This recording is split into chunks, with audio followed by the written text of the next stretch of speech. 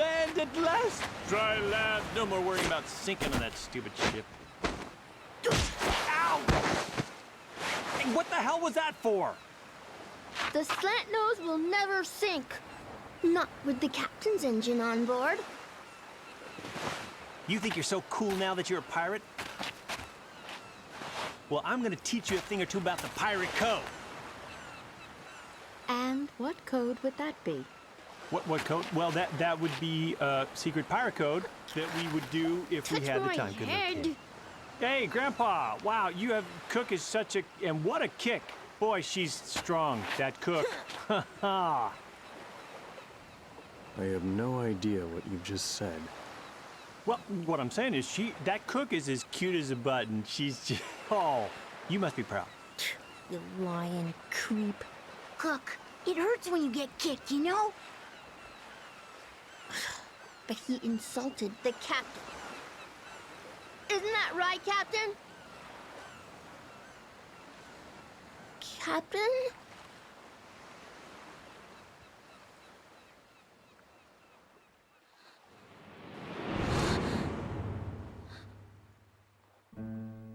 Sad.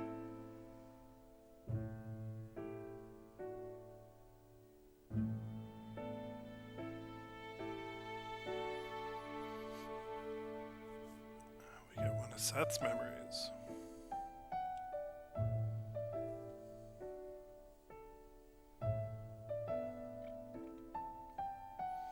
A wondrous beast in here, proud descendant of the white-winged clan. You alone were my irreplaceable companion. Would it anger you to call us two of a kind? We were not, in fact, a perfect combination, you and I. Bound together by a single thread, that gossamer thread we knew as loneliness.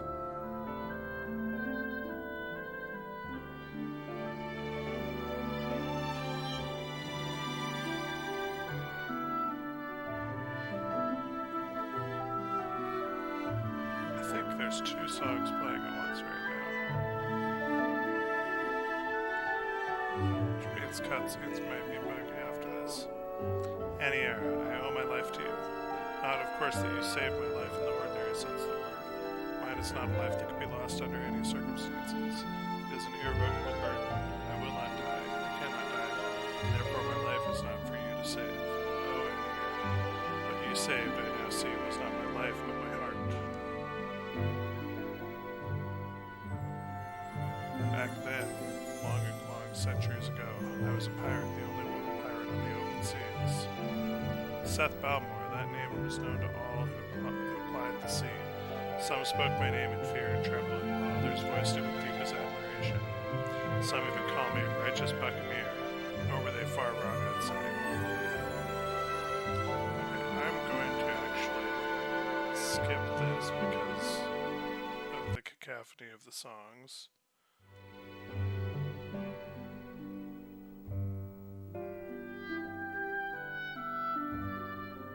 Oh.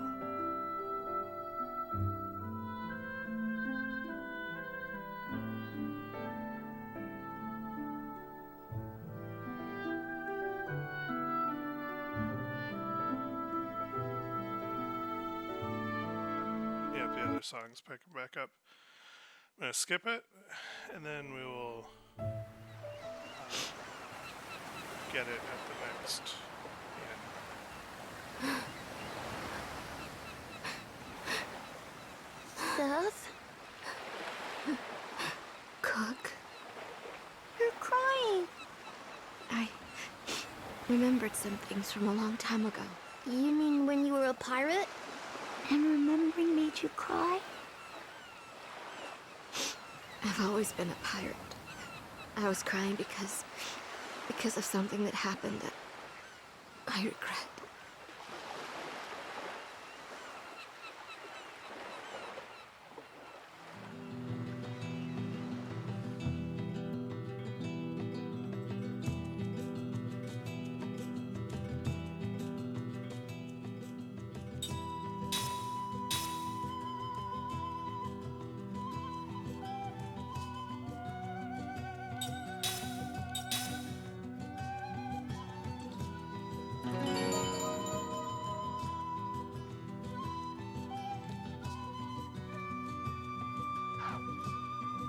Which dream was that that we just skipped? It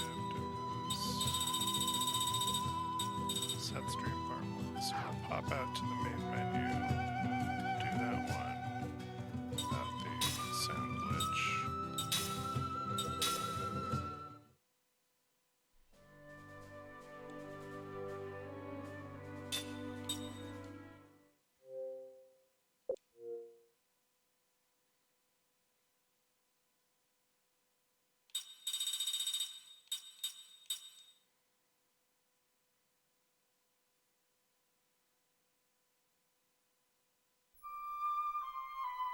Yeah, so the music starts here, so the other background music that was playing was definitely a glitch. Alright, and here's where we cut off. The pirate ships I commanded had rules that were clear and strict. We targeted only one kind of vessel, those opulent pasture ships that the wealthy boarded for pleasure cruises. We would put a bit of scare into the passengers, of course, maybe rough them up a little, but killing was strictly forbidden. All we did was squeeze a few drops of treasure out of the purse of those who had more money than they knew what to do with. We traded our booty for cash with shadowy dealers, and the money we shared in the world's dens of poverty. I would cringe at being called a champion of justice, but we prided ourselves on being more than villains. I became a pirate for one simple reason.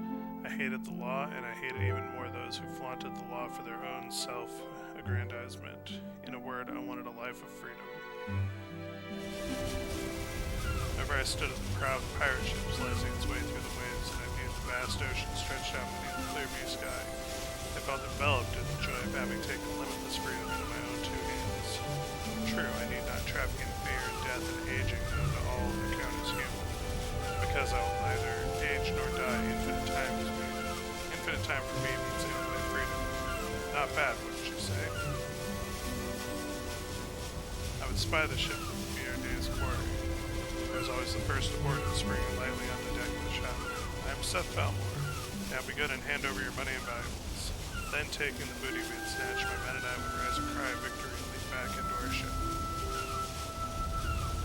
I was absolutely free. Nothing stood in my way. Eternal life overflowing with freedom. Not bad, wouldn't you say? Righteous Buccaneer? What kind of fancy-pants nonsense is that? How about Pirate Bitch? Of course, one always hears such jealous ravings in all walks of life, but especially in the thuggish world of pirates. Needless to say, I knew I had many enemies. Even a child would realize that being called a righteous buccaneer could only increase the number who hated me among such raping and pillaging brigands as pirates of the sea. But I didn't care about that. I could be stabbed with a knife or blasted with a cannon and I still would not die. Immortal Seth, they called me. And it was literally true, not just a figure of speech. I won't get in your way, I told the other pirates, but I won't let you get in mine either. I was afraid of nothing and no one. I lived the way I wanted to live and wouldn't or shouldn't have let anyone interfere with me. I went wrong only once, but that was all it took. In a moment of carelessness, I let them capture me. Of course, that alone was nothing for me to be afraid of, as I kept mentioning, I could never age or die. It would have done them no good to try killing me, and they knew it. The most they could do was rough me up a little and threaten to make it worse for me next time. They had to do something to show their men how tough they were. They couldn't just let me horn in on the pirate game and pretend it never happened. So, I said, hurry up with the torture, will you? I haven't got all day. We were in a cave on a desert island. I was in handcuffs and leg irons and surrounded by a half a dozen huge men, all well-known pirate captains. One of them was holding a long, thick chain. I get sick to my stomach just looking at your sweaty faces. Come on, hurry up and beat me with the chain, or would you rather strangle me? Whichever you choose, hurry and get it over with. The men laughed out loud. Hurry and get it over with, said the leader. Too bad for you, Seth, but this punishment is not the kind that can be heard. I'm sorry we can't stay with you to the end.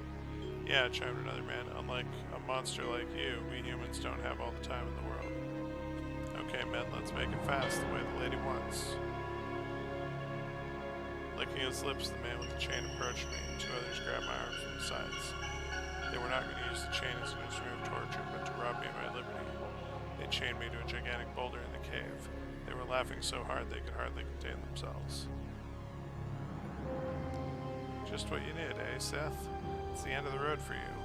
We can't shoot you, we can't stab you to death, so we'll just lock you up. We'll never come back to this island again. And even a half-baked pirate like you knows this place isn't on any sea lanes. No fishing boats, even. And right about now, your men have all gone off looking for the wrong island. We're the only ones who know we brought you here. Not even our crews know where we are. Nobody's coming to save you, that's for sure. You'll be in here forever. Can't move a muscle and you can't even die. All by yourself for the rest of eternity. With that, the men walked out of the cave, leaving me there with a single lantern. Cowards, I screamed. Don't run off like that. Don't do this to me.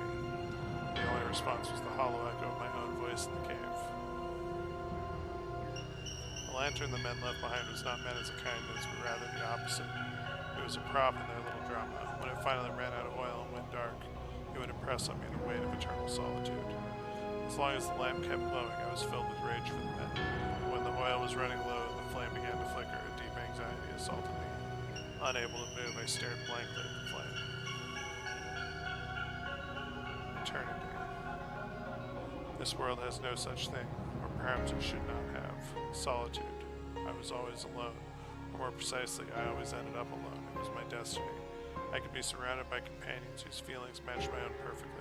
I could share the deepest love with another, but in the end I would always have to lose them. Do you know what it feels like to see countless others succumb to death while you yourself are on the road of endless life?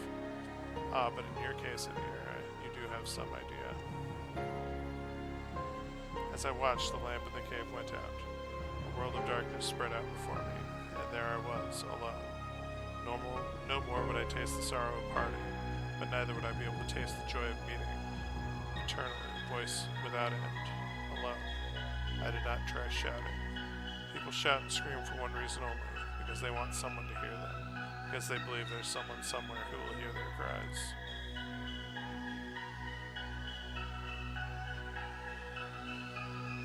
I did, however, shed tears. Which is not to say I wept. There's no way that the immortal woman named Pirate Seth Belmore would ever break down and cry. A tiny tremor went through the darkness. That is all it was. And then I noticed, oh, tears are coming out of me. Really, that's all it was. The hours passed, or perhaps it was days. In the darkness, I lost track of the flow of time. There was something else I lost track of. If all there was for me to do was to stay by myself, struggling against eternal solitude, incapable of even rotting away, then what was the purpose of my living in the world? Perhaps the men who trapped me here had been right, unable either to age or die. Perhaps I was some kind of monster. Then why was such a monster living in the world? What was I supposed to do here? I did not know the answer to that. I would never know the answer to the end of my never-ending life. I felt frustration, sorrow, but above all, fear. Eternity was frightening to me. Solitude was frightening to me. I might have been trembling, or without even the energy for that, I might have been utterly drained. Whatever it was I was feeling, that is when it happened. Aniara, that is when you appeared before me. A tiny burst of light softened the darkness, and from the light, almost before I could wonder what it was, there came a voice. Are you too trapped in the prison of solitude? Who is that? In the light, a flash of white wings. Then, with a sudden increase in size and brightness, the light seared my eyes. Accustomed to total darkness, my eyes could not stand the glare, and for an instant they could not see anything at all. Grimacing, I clamped my eyes shut before daring to open them little by little. There before me hovered a pure white, glowing beast. Its white wings were breathtakingly beautiful. How beautiful you were, Aniara. But yours was not a florid beauty. No, it was subtly different. Your beauty wore a cloak of loneliness. I am like you said, and when I cocked my head to look at you with puzzlement, you continued. I have been looking for someone like you for a long time. You spoke slowly, majestically. Oh, immortal woman pirate, you and I share a single destiny. You knew who I was. Together let us escape from this solitude and make our way together, you said, your eyes locked onto mine. Escape from this solitude, the words continued ringing in my ears. But I did not know who you were. I could not even be sure of what you were, nor could I leap joyfully at the invitation of one I could not tell as friend or foe. Who are you? I asked. I'm Anira of the White-Winged Clan. White-Winged Clan? I had heard the name before. The White-Winged Clan were said to be wondrous beasts that had become extinct in the distant past. I've heard that the White-Winged Clan died out long ago. I am the last of the bloodline, the only survivor, indeed, as I said, the last, which is why you speak of solitude. At that point, almost before I knew it, a weak, almost self-mocking smile crept over my face. I felt myself lowering my guard as I spoke to you. My chains, however, were digging even deeper into my flesh and shackling my heart as well. You used the phrase prison of solitude before. It's true, this is a prison. Being alone for eternity is a prison without bars. You nodded at these words of mine, Anira, in silence. But then you said, I was in a prison too until just now. I'm sure it's true to be the only living survivor. I've spent far too long a time alone. I know what you mean. In the legend, members of the White-Winged Clan are thought to live 1,000 years, but even if you were to live on for several centuries, as sole survivor, you could never meet a female member of the clan of the White Wing and hope to make children with her. The clan will never rise again. The sole survivor must live out the remainder of his days alone. In order to conquer this unbearable loneliness, you said, I would need someone to make her way with me. Then you looked hard at me and said, Oh, pirate woman, are you not of the same mind? I nodded in agreement. But then I made a point of smiling and said as casually as I could, in other words, you're lonely. Your beautiful face softened and you said with some embarrassment, I wonder. According to legend, as I have heard it, the clan of the White Wing are proud and love their solitude. This only increased your embarrassment as you said, solitude has its limits. They did it. I decided to trust you then and there. Well, if that's how you feel, you should come right out and say it. I want company. Company? Alright, a companion. A companion? Exactly, so it's decided. I'll team up with you. That ended all hesitation, just as you saw in me one to make your way together with. I put my full trust in you. Let's go wild on the high seas, I cried. Isn't that what make our way together means? You mean that I should become a pirate? You don't like that idea? You paused for the space of one breath and chuckled softly. I've always wanted to give it a try. No sooner were the words out of your mouth that you leaped at me. With one bite, you cut through the thick chain that held me down. O wondrous beast, Anira, proud descendant of the White-Winged Clan. This is how you and I first met. In the 900 years since then, we raged over the open sea more wildly than I ever had before. When I stood at the prow of my pirate ship in search of prey, you were always there beside me. We became irreplaceable partners, friends, companions, family. The end.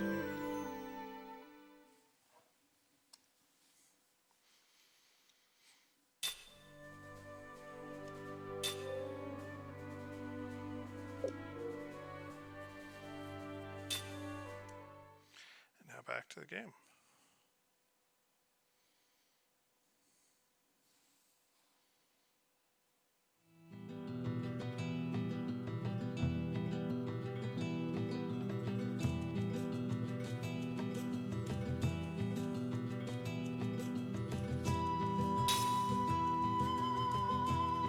Tosca Village.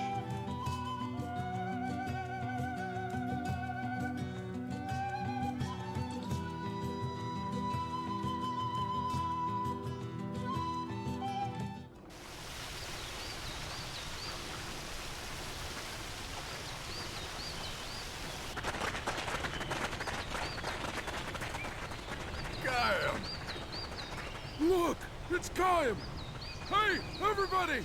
Kyle's back! It's good to see you again, Kyle. But, you haven't changed a bit.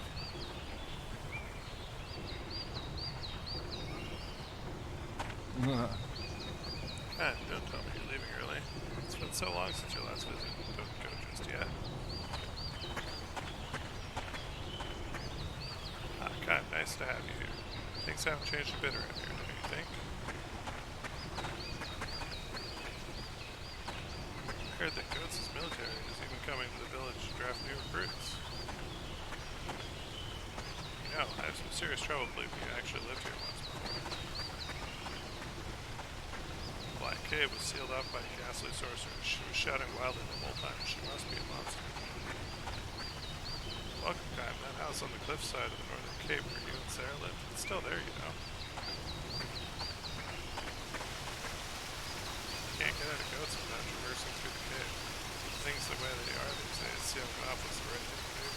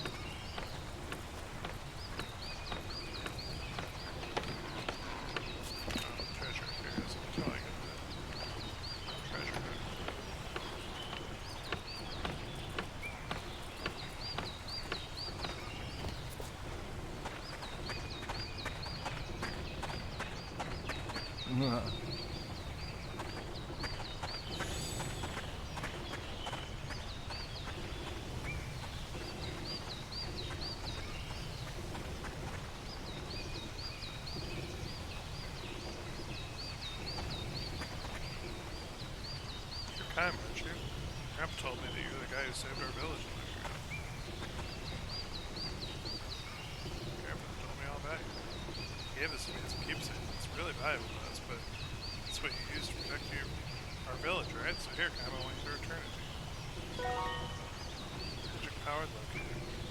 Hey, Kyle, try it out now. I've hidden a treasure somewhere inside the village. See if you can find it. Here's a hint. It's in somewhere way up high. It's yours if you can find it.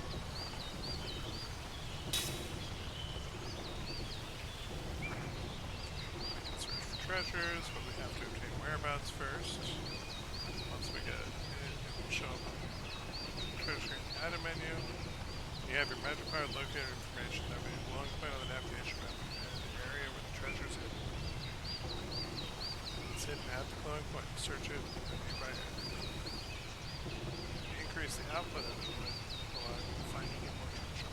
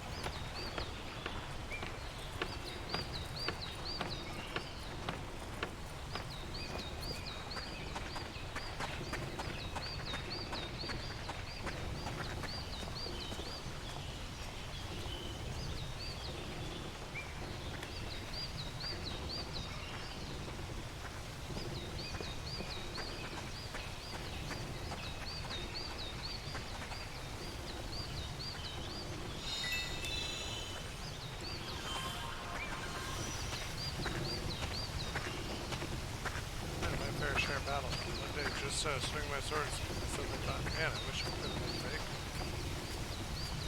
I have no idea how a thought like that came to me, but after that battle, I quit the army. I've made my living making breads ever since.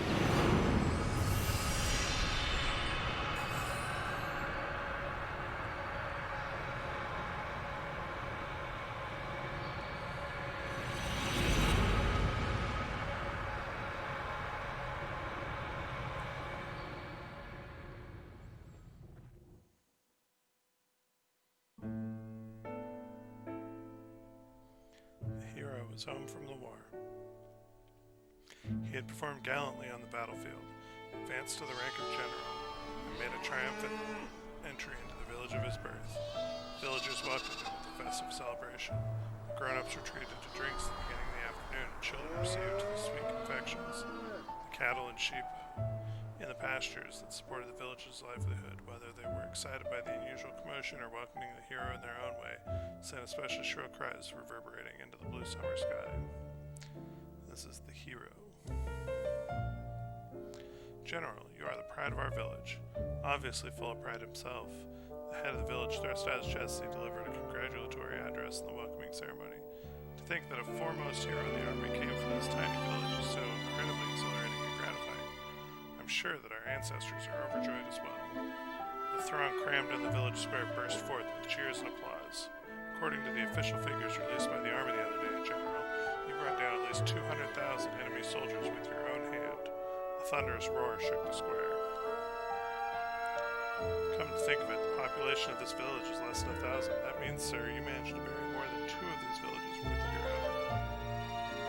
How fortunate for us that you were not one of the enemy.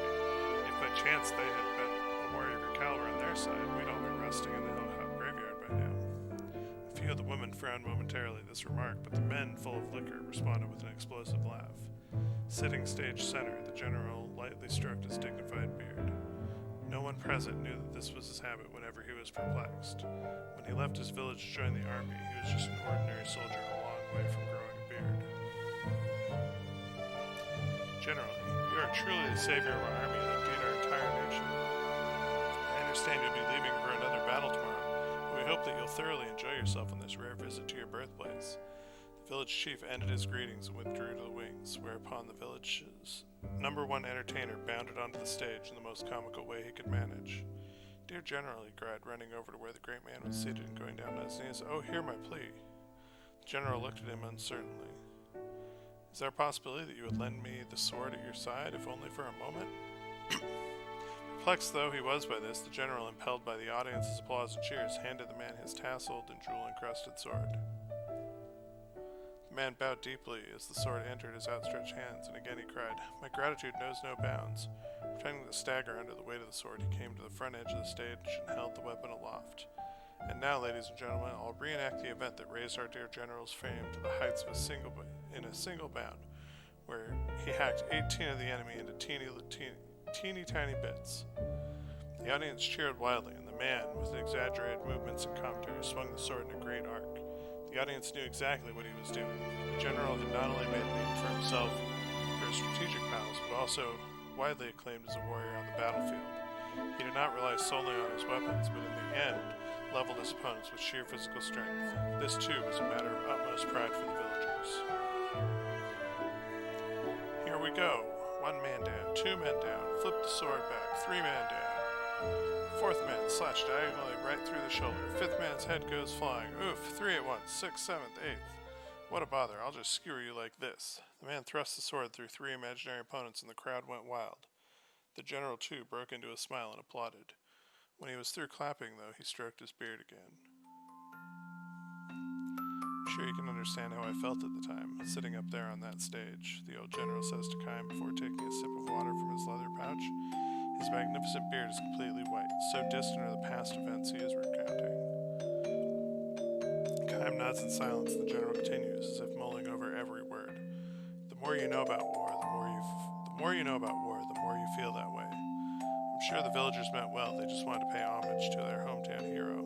No, of course. They weren't being the least bit malicious. My village has the nicest people in the world, which is exactly why I found the whole thing so painful. I couldn't stand it after a while. Hacking 18 men to bits.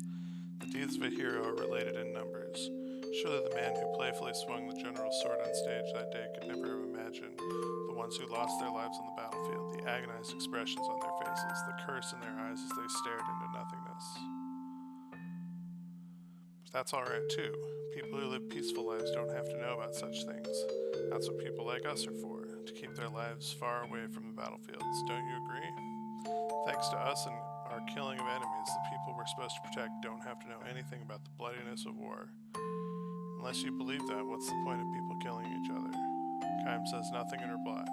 Without either affirming or negating the old general's words, he stares vaguely at the general's troops. What'd you say your name is, Kaim? I suppose you've killed more enemy soldiers than you can begin to count. There's no way I can count them all. I thought so. You have a flawless build, the kind that can only be tempered on the battlefield.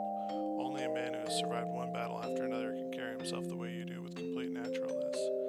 How does a man like you find himself driving a horse cart over a mountain pass? Kaim is ready to leave without answering if the old man asks such a question. But the general inquires no further into Kaim's background. Instead, there's a sense of relief in the smile he bestows on the sight of Kaim resting his horses at the pass. I was 16 the first time I went into battle. After that, I just kept running from one fight to another until I made it all the way to general. At first, I remembered the faces of the men I crossed sword with and killed. Even if you don't try to remember them, they get carved into your memory. I had terrible nightmares, and try as I might, I could never seem to wash off the stench of blood that splashed on my face and hands. There was a hallucination, of course, but it once got so bad that I spent a whole night in a river trying to wash myself off. The general paused a moment to think about his story, then went on. But after a while, you get used to it. You get used to fighting and killing over and over again. Your body and your mind and your heart. You just get used to it. That's how people are, so I stopped having nightmares. I killed all the enemy soldiers I could lay my hands on, and I forgot every one of their faces. It's the same for you now, too, Kaim, isn't it? Maybe so.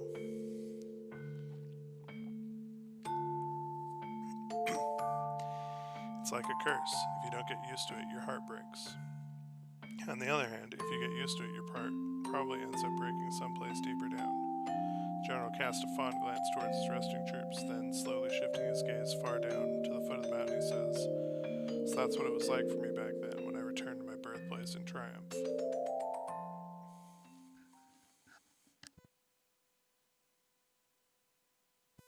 For the final event in the welcoming ceremony, several children mounted the stage.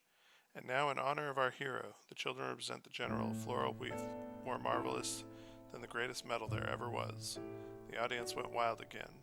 When the children put the wreath on his neck, the general favored them with a warm smile, the first honest smile from the heart that he'd managed since climbing onto the stage.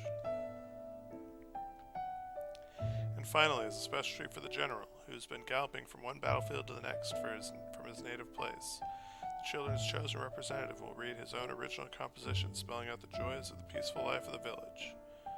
With a look of grim intensity, a small boy barely old enough to go to school unfolded his composition and, gripping in two hands, began to read aloud from it, straining to make himself heard. First, I'm going to write about one of the nicest things that happened to me. At my house, we had a pasture with lots of cows and sheep. One cow had a baby 2 days ago. I helped my daddy by stroking the cow's back with a handful of straw while she was having the baby. That makes the cow warm, so it's easier for her to give birth. The baby was born just before the sun came up. A tiny baby. But it could already stand on its own legs. A baby, wow. I'm going to take care of the baby until it gets big. Dear little calf, hurry and grow up, okay? The general had tears in his eyes. Now I'm going to write about one of the saddest things that happened to me. That was when my grandma got sick and died. She was such a nice grandma. I know her sickness made her feel bad, but she was always smiling when I was around. She let me hold her hand when she died. I watched her face the whole time, because I knew I wouldn't be able to see her anymore, and I wanted to remember her even after I grow up. She just kept smiling and smiling for me right to the very end. That's why she is always smiling when I think of her. And it auto-scrolled again.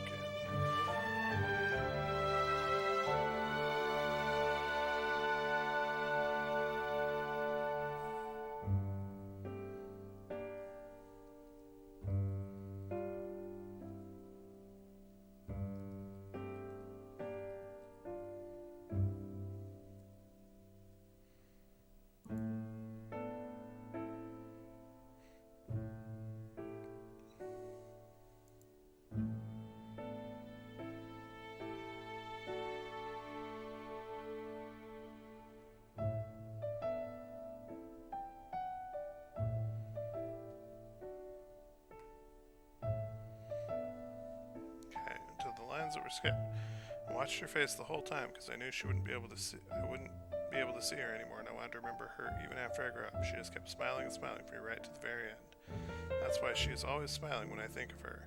Are you looking down from the sky, Grandma? I'll never forget you as long as I live. Tears were streaming down the general's face.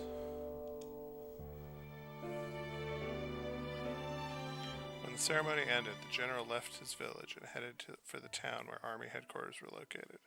There he wrote a long letter to the king, and he gave his sword to his most trusted lieutenant. The general had decided to retire.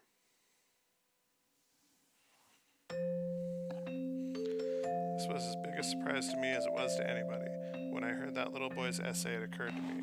What makes us really human is to celebrate each life that comes into the world, and mourn each life that is lost. He didn't need his medals anymore. I didn't need the honor of being allowed in the presence of His Majesty anymore. I wanted to be a real human being again. As a result, overnight I went from being the village hero to being reviled as a traitor. The general turns to face Kaim and asks, "So are you going to mock me as a coward who ran away from the battlefield, or blame me for being a deserter who betrayed his own patriotism?" Kaim turns a gentle smile on the old man. "Neither," he says. "As a soldier you made the wrong decision, but as a human being you made the right one." The general strokes his white beard and says, "My habit has changed too.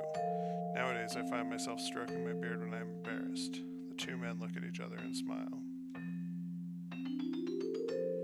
"Okay, back to work," says the general, standing with a grunt. He calls out to his troops. "All right, men, it's all downhill from here.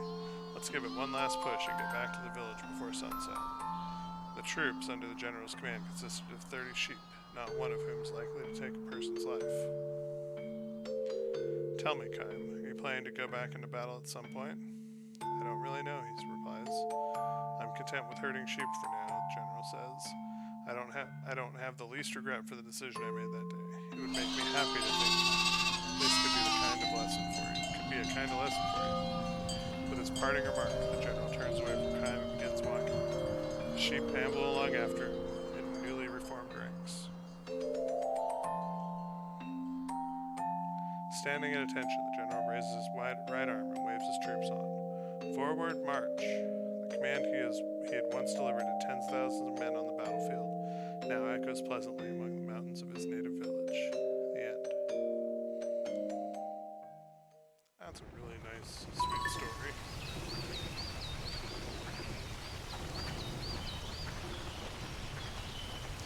Baker's hard work too. It's made to think of the bread I used to eat on the battlefield is probably being made by someone like me. We brought us food and where all that started, right? My grandpa says we owe everything to you for the help.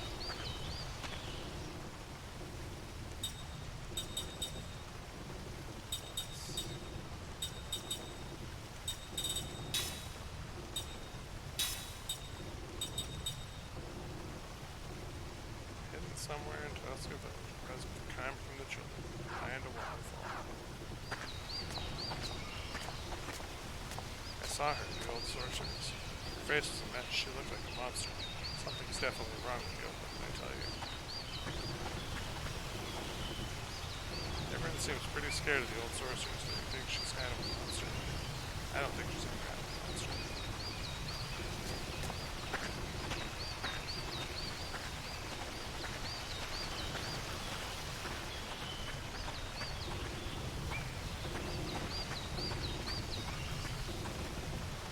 Kel'Lon's the guardian spirit of the village, but I have to be good or else he won't protect me.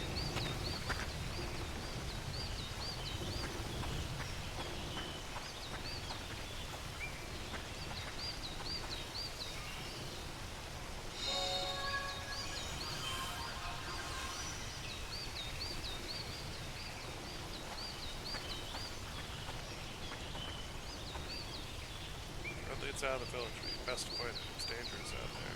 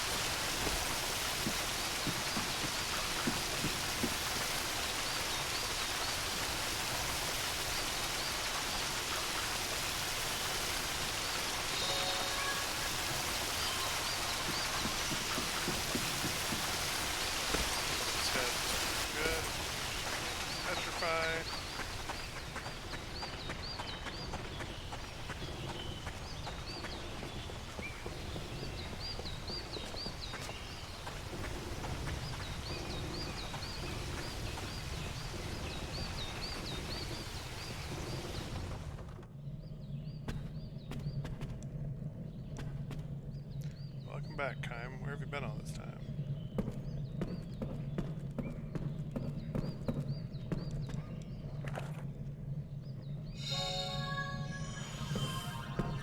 Skeletron statue downstairs.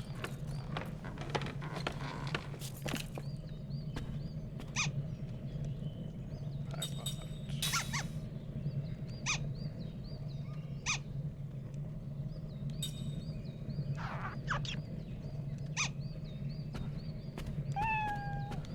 Ah, the cat meows.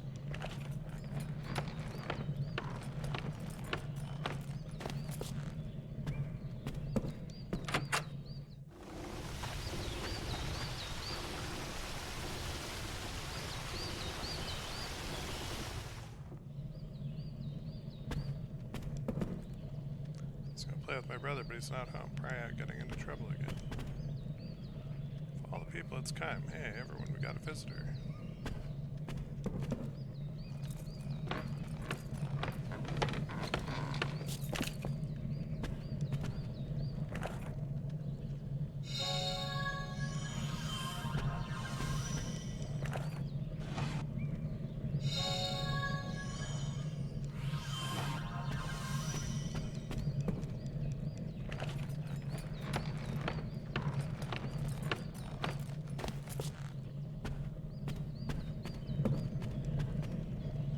Oh well, thanks for visiting. I know this place isn't so fancy, but I hope you'll like it all the same. Shh, quiet down.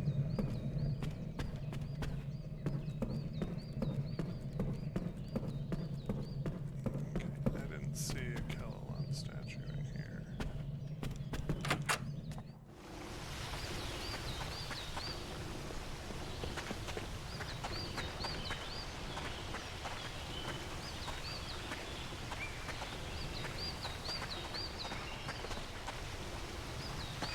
It's an inn, Kym.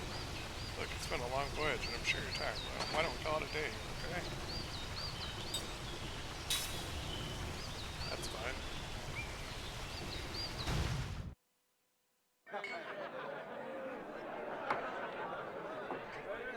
I'll go speak with the king. We've never met, but I've heard he's very wise. I'm confident that he has a ship that can get us past the hypercurrents.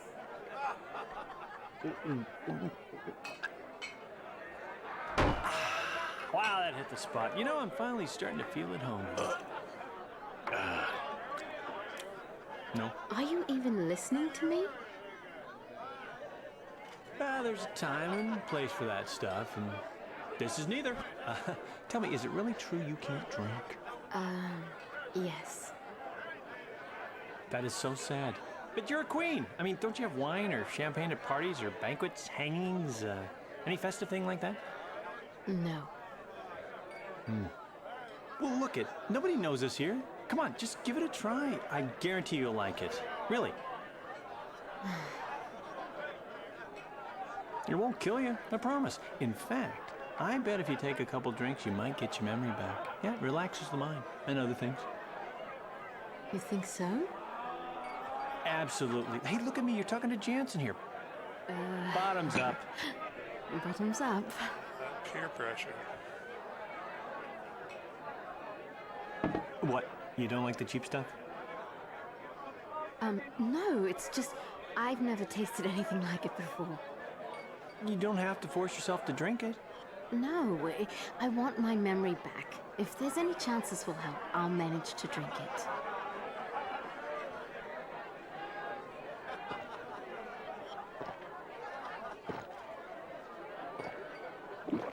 Wow, that good. Are you, okay? Whew. I feel very lightheaded all of a sudden.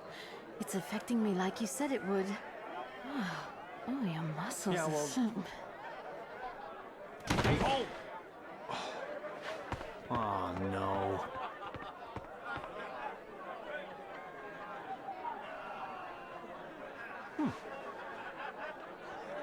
You know, you're cute when you're asleep.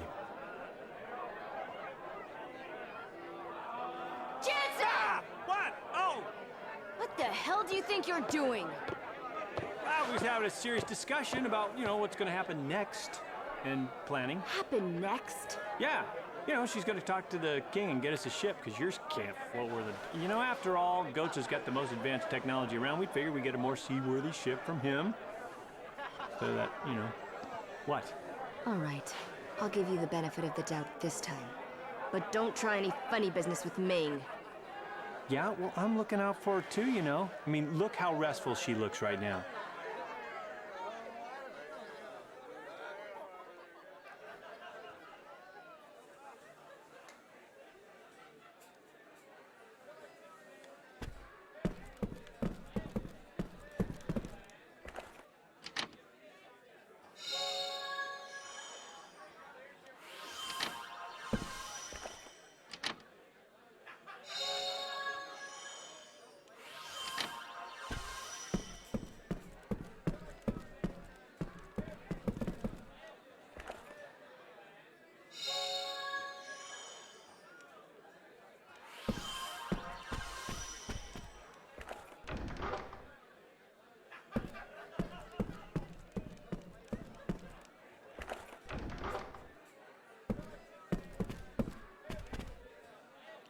See you here, Kime. Everyone's just delighted. Huh, strange. Shouldn't Sarah be with you?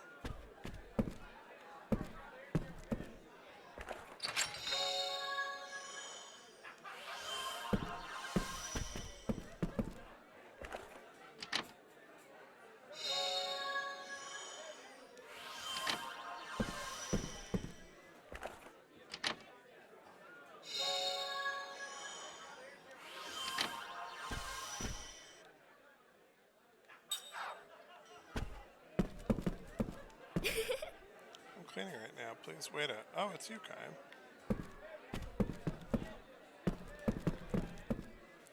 Heard a great deal about you from my mother and father. Please make yourself at home. Thank you for coming, Kime. A toast for the well-being of our village's savior. There's Kel and statue there. Hey, welcome. How about a drink with us? Welcome, Kime. We're just a humble village, but we hope you enjoy yourself here.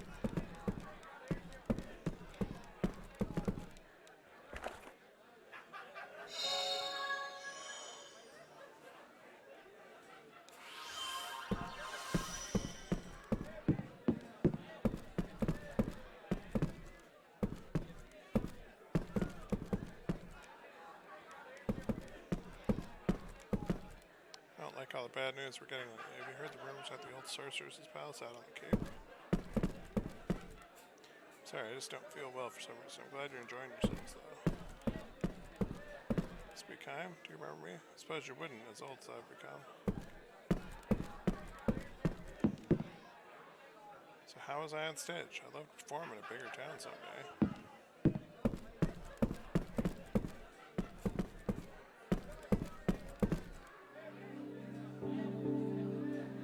Hey, Kime! I heard you were back. This place takes me back. And it looks like the years have been good to you. Knock it off. I'm a bona fide old man now. Well, if you don't mind my saying so, you've aged really well.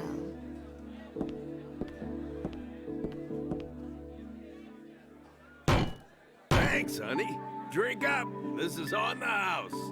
Well, that is mighty nice. I don't mind if I do. Can I have that big, large mug over there? I was only 7 when you saved the village, but I remember you as if it were yesterday. You were a hero to us kids back then. Yeah? So, we're trying to get to Goatsa. Ah, forget it. The only way is through the Black Cave. I heard it'd been closed off by some old sorceress. There's nothing to be afraid of. We'll just bust our way through. It's not that simple. Neither muscle nor magic have had any effect. Although adventurers with plenty of both have tried. My guess is that only that old sorceress can bust through the blockage. She's got some serious magic energy. Yep, she sure does. Yeah, it's not super late night. I'm Central Time, so it's like 10:40. Why don't we wait until she goes to the bathroom? Then we can, sneak by her. Oh, it gets better. You know that place where you and Sarah lived? Well, that old sorceress has moved in. My house? What? You don't even have a lease agreement? We kept the place up after you and Sarah went away, so it'd be ready if you ever came back. But I'm afraid she's made a mess of it. Sorry. Don't trouble yourself. It saves us the hassle of having to look for her. That's a good point. The only thing to do with squatters is run them out. Well, I think you'll be okay. Just be careful, Kime. We're off to kick some old woman's butt. That doesn't sound right. You're not gonna go off and leave Ming like this, are you? We'll head out there tomorrow morning.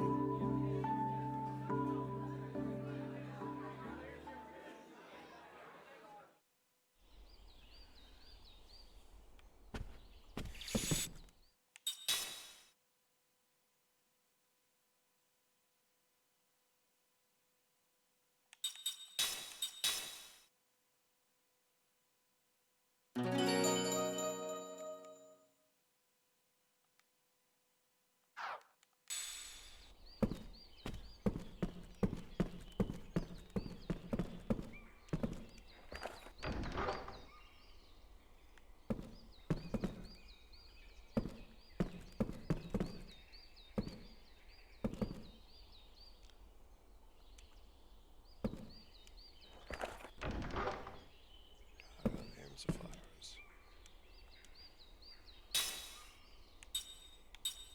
It's still all the same ones.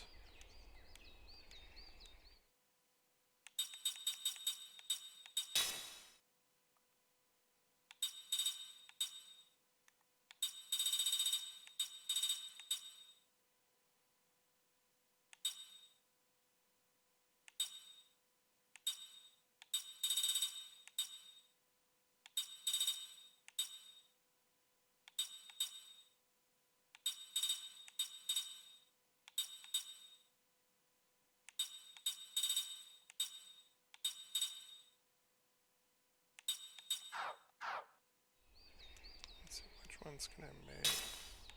Got those four. Soul Ring is Osmosis and Bruiser.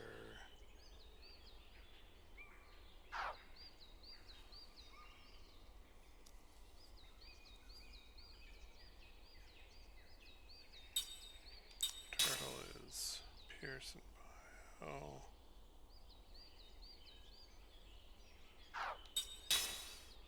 Beast and Aim.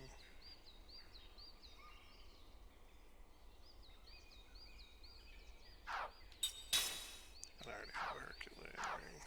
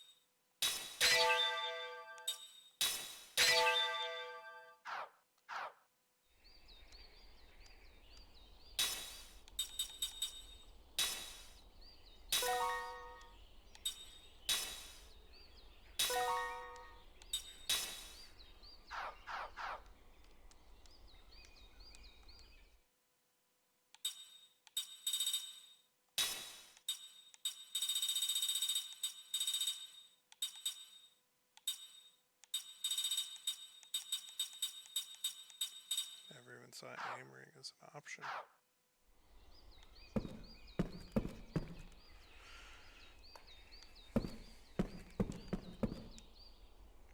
As Calalon, protective deity of the village. Are you here to pay your respects? Yes. Just gotta pay respects to the Calalon statues. A button. Swipe select away. Try and visit this main statue camp for time expires. With the minigame, talk to the girl about the village. Work for fighting. Receive an item based on how many you visit. After you visit a certain item. After you receive a certain item, you can't go back and earn it again.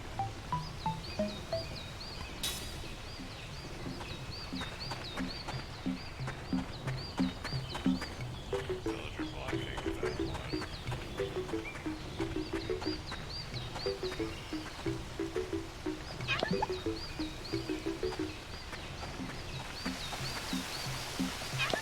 Blocking back to the waterfall.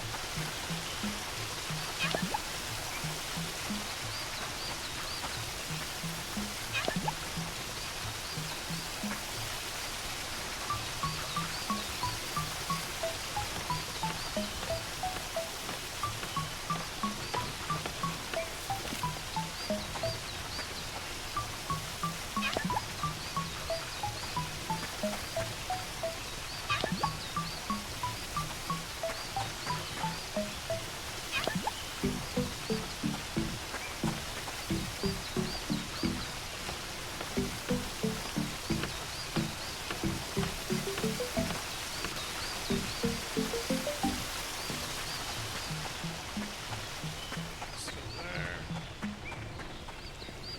Once again.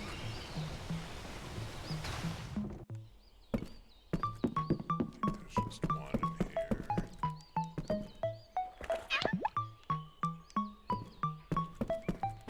Double check. Yep, just one.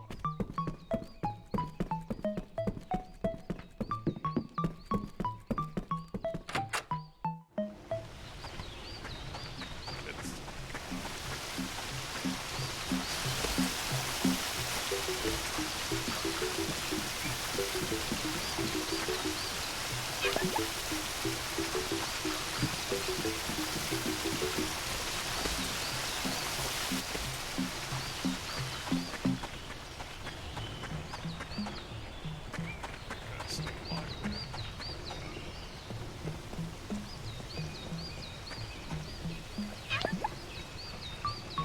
We're also blocking that house, but I don't think that house has it.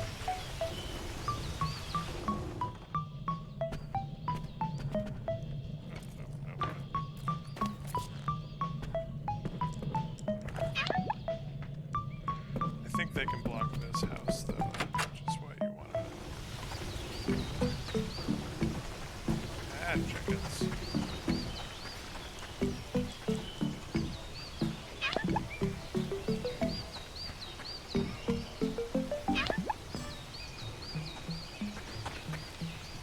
Guy blocking that ladder.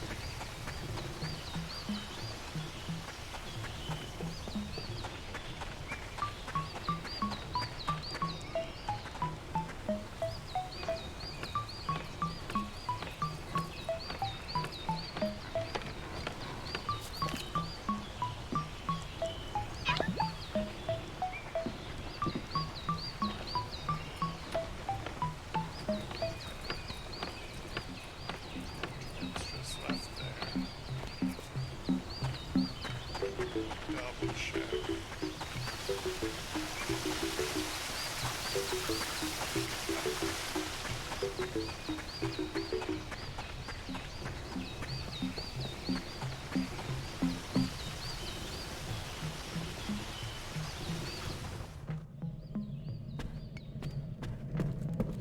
Yeah, there's not one in here.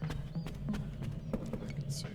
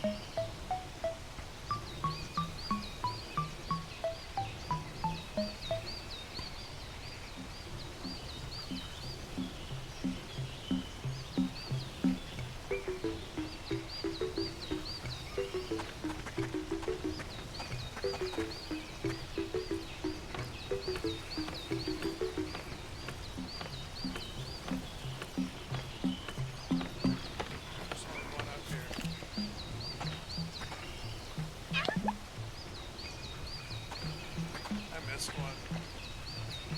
Time's up.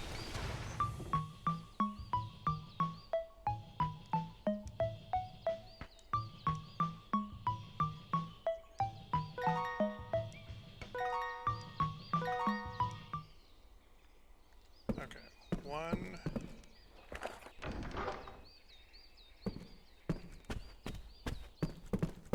This guy's probably butchered.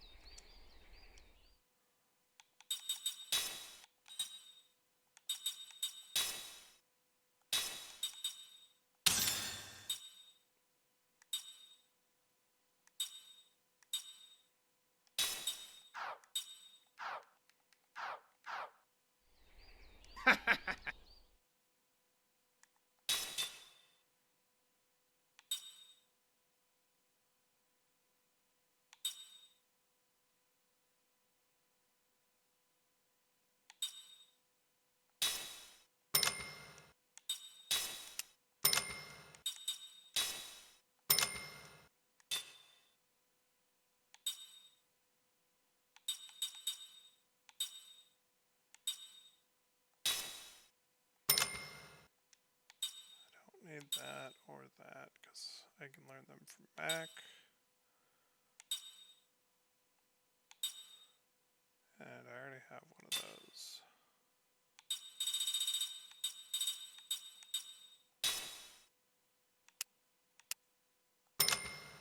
Let's keep those around since I go through a lot of them.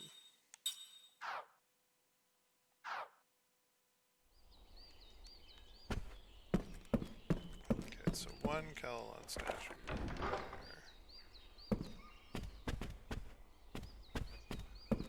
Maybe they keep the wreaths on them. Like, I know I have to get them all in one go, but look for one that doesn't have a wreath. There's not one over here. If you're tired, feel free to stay.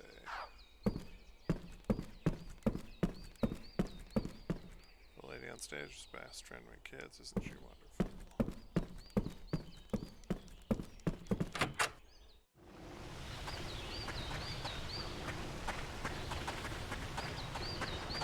There's the one in the there's the one up top there. It's two. 3.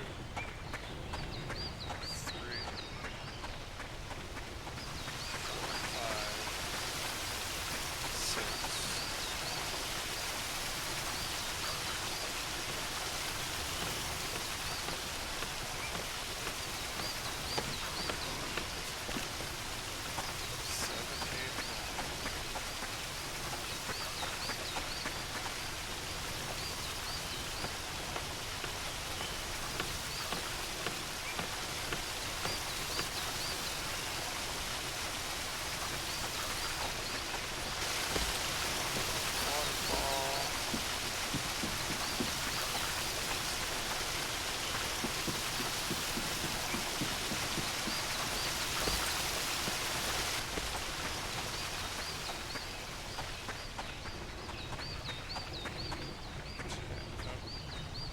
Got a dream.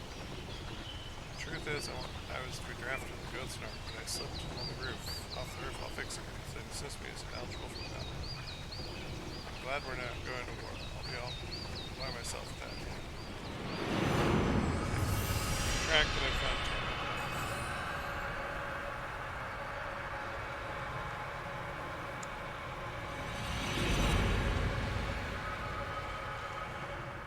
Another dream has been revealed. There's no way to keep the village from becoming a battlefield. The enemy forces have crossed the northern pass and made their camps close by. Home forces are here too, sending one unit after another to the village to resist the enemy's attack. The place is a powder keg. Linked by mountains where 2 highways intersect, the village is a crucial focal point for transport. Be allowed to fall into enemy hands once captured is essential to any hopes the enemy might have for victory in the war. Long years of fighting have come down to this one major battle. It's a battle that must be waged. The logic is clear, simple, and inevitable. It'll transform this tranquil village into a battlefield at any moment. The army has ordered the villagers to evacuate. Non-combatants can only get in the way. The enemy wants to settle this before the weather turns cold. So what does that mean? Another month, 2 weeks? Get all your stuff packed, no sense getting caught in the middle and killed. Talk about dying for nothing. Better forget about taking any pots and pans with you. Pack as light as you can and get as far away as you can. Think of all the generations our ancestors guarded our houses and land. I hate to think it's all going to turn into a wasteland when the fighting starts. There's nothing we can do about it. It's just plain bad luck, that's all. We just have to hang in there till the war's over and come back when we find out who won. The main thing is to get out now. Right, it's all we can do. We've got to stay alive. Better not hope for anything more than that. Why the hell does this have to happen to us? Villagers leave a few at a time, beginning with its first ones to find temporary shelter. By the time the forest is lightly tinged with red, the village is practically encircled. The only ones left are the old folks who live alone and have no one and no place to run to. The army has built a ruined refugee camp for any evacuees able to cross several mountains to reach it. The aged poor staggering with little more than the clothes they wear. The only one left in the village is Grandma Koto.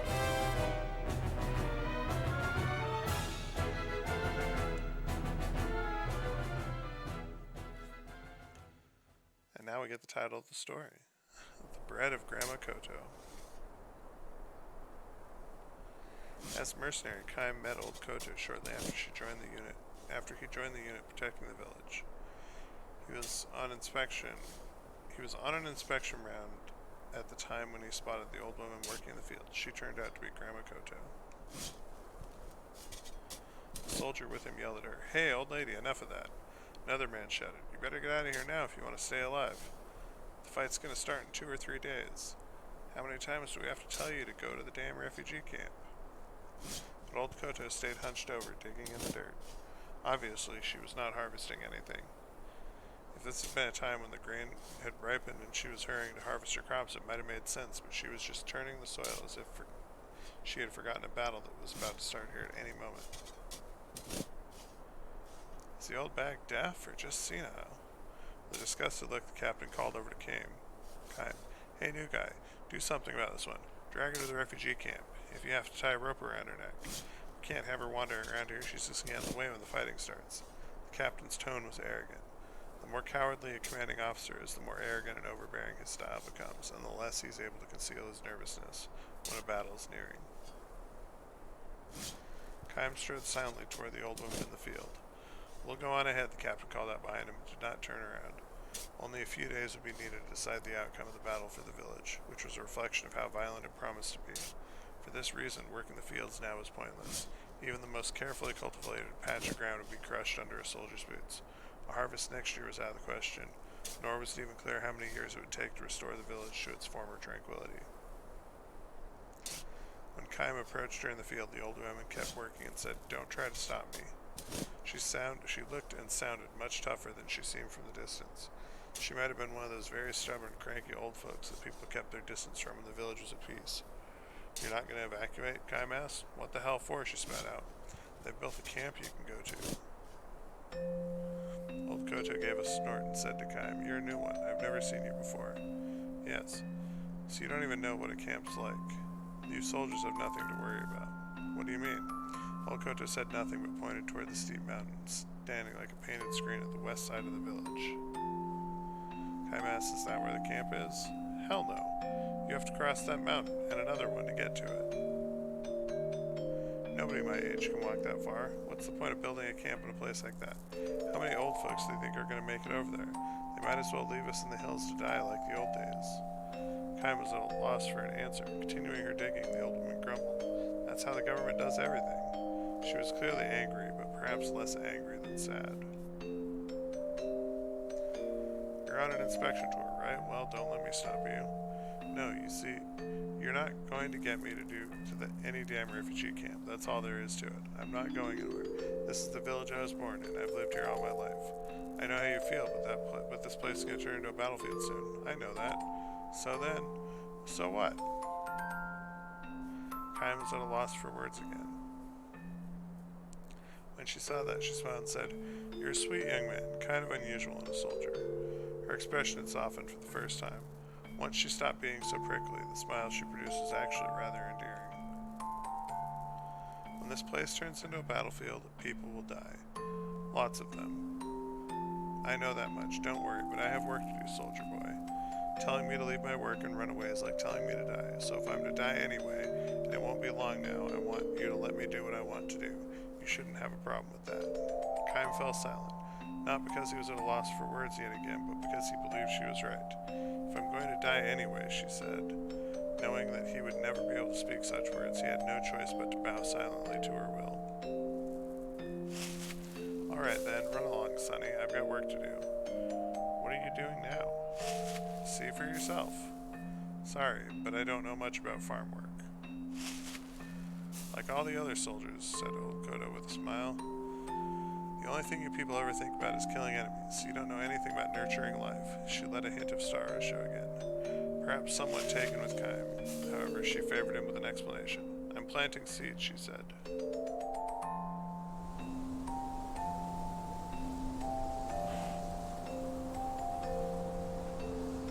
Grains of wheat. You sow them in the fall. They mature over winter, shoot up under the spring sun, and turn the fields golden in summer.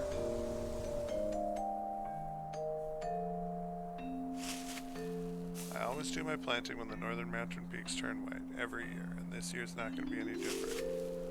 Would the seeds mature in trampled fields? Kaim had his doubts. Grandma Kodo, however, displayed not the least anxiety or resignation as she scattered seeds in the newly turned soil. Her hands performed the age-old ritual with ease and naturalness, as if to impress upon Kaim the fact that what she was doing this year was nothing more nor nothing less than what she had done every year before. As a result, Kaim's next words emerged with a smoothness that he himself found somewhat surprising. "What if the seeds don't grow? Then I'll just do it again next year, and if next year is bad, I'll do it again the year after that. You have to plant the seeds. That's how I've lived my life. If you don't plant, nothing will grow. See what I mean?" I think so. "Whether there's a fight or not, it doesn't matter. I'm just going to do what I have to do, that's all." She spoke with certainty, her wrinkled face softening into a smile as she added, "You can't even enjoy a meal if you haven't done things right. If you know you haven't done things right. You're saying that this is what gives your life its meaning?" This is the question to which Kaim had long searched for an answer. For what purpose had he been born in this world? What was he supposed to accomplish here? He had continued to roam through his life's endless journey without knowing the answers to those questions indeed, because he didn't know the answers. "I don't know about deep stuff like that," Grandma Koto said shyly. "I just mill the wheat I've harvested and bake the bread in the fall. The bread is really special. Nothing tastes as good as the first bread you make with the wheat you grew that year. That's what my grandson looks forward to every year. I can't just decide to take a year off now, can I?" "I see what you mean." "No, you don't," she declared. "You're nothing but a damn soldier." Her face had turned hard again. There were no more smiles from her that day. When Kaim returned to the barracks, a soldier who had been stationed in the village for 6 months or more said to him, "That old bag hates our guts. Because we've ruined the village? That's part of it, I suppose, but it's got deeper roots than that for her." Grandma Kodo had lost her entire family to war. First, her husband died in the war 40 years earlier, then her son and his wife in the war 20 years earlier, and now the one grandson they had left was taken to fight in the current war. "What's his unit?" Kaim asked the soldier. The man gave a helpless shrug and named a unit that had been sent to an area with the most intense fighting. "Talk about bad luck. The fighting's so bad over there. If it was me, I'd take my chances of being executed for deserting under fire. He's got maybe a 50-50 chance of coming back alive. No, maybe 30-70. If her grandson were to be killed, Grandma Kodo would be all alone in the world. She would have no one to feed her bread to." "It must be tough to be left alone at that age," the soldier said. "Looking at old Kodo, I can't help thinking of my mother back home. There's no way I can let myself get killed. She'd never stop crying. Same for you too, Kaim, eh?" Kaim said nothing in reply. He had no right to put himself in the same category as this soldier. The battle started 3 days later. The enemy's army attack was even fiercer than expected. The defense forces had no choice but to put everything they had into the fight.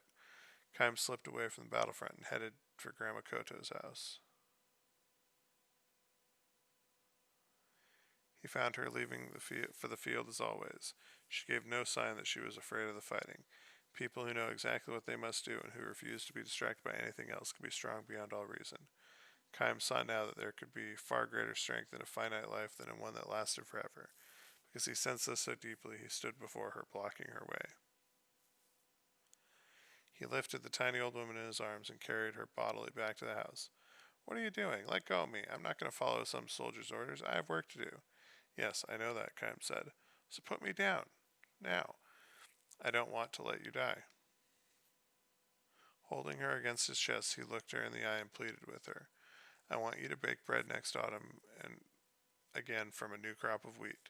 She stopped flailing her arms and legs in vain attempt to get free from his grip. She looked straight back at him and said, as long as you have someone to feed your freshly baked bread to, I want you to keep breaking bread year after year. Old Koto heaved a huge sigh and muttered, smiling, I knew you were a very strange soldier. The battle raged on for several days. The arrogant, cowardly captain died in the fighting. The soldier who had told Kaim the story of Grandma Koto also died. Countless defense troops died, and countless enemy troops died. The village was consumed in the flames of war, and Old Koto's field was ravaged under the heels of the military. Kaim's side managed to stave off the attackers, then followed the retreating enemy to the north. All that remained in their wake was the empty, devastated village. The war ended as spring was giving way to summer. At the cost of massive casualties, the armor repulsed the enemy's invasion. The village began to recover little by little. As Grandma Koto had predicted, not one old person who crossed the mountains to the refugee camp came back alive.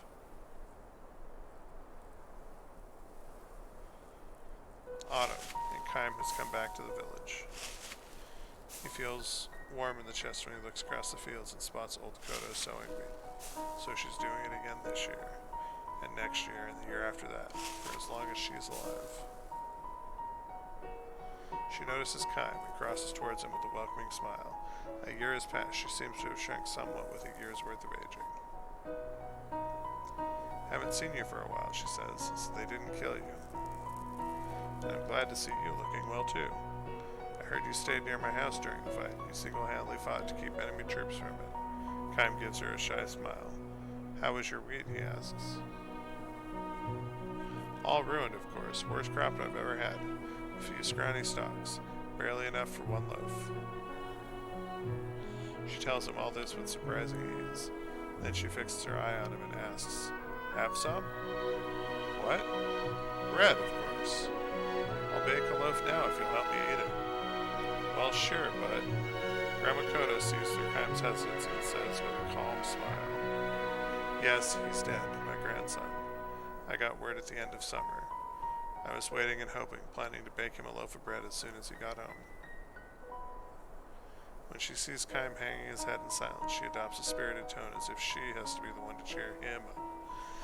Come on now, then. You eat what he would have had. It'll probably be tougher than usual, what with the wheat harvest being so bad, but I'm sure my grandson would be happy to know I fed my bread to the man who saved my life. It's this old woman who has lost her entire family to war. In other words, there's no one left to enjoy her bread. Still, she urges Kaim to wait just a minute while I finish this up, sowing the wheat for next year's harvest. She does it because that's what she's always done, because that's what she's supposed to do. Kaim stops himself from speaking the words, let me help, and he stands staring at Old Koto's bent back. In the glow of the setting autumn sun, she is sadly small and sadly beautiful.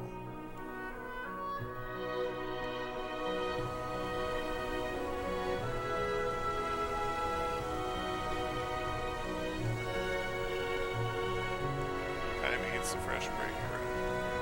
Old Koto was right. Made from wheat grown without its full measure of care, it's hard, dry, and poor in taste.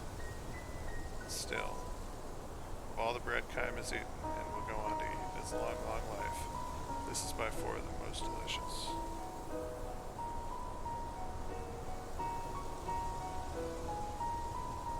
The end. It's a good story.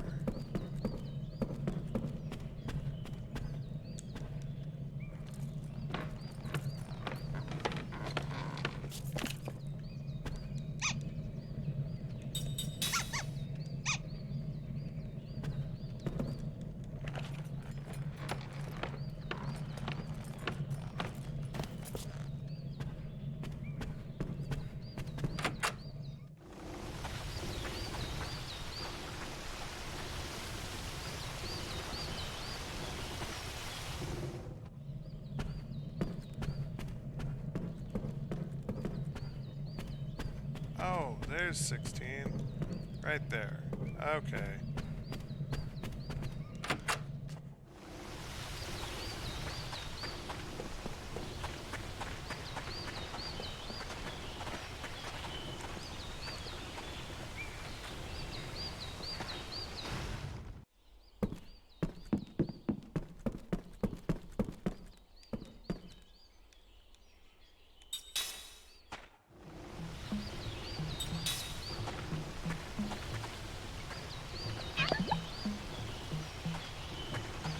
Girls are blocking the bridge right now, so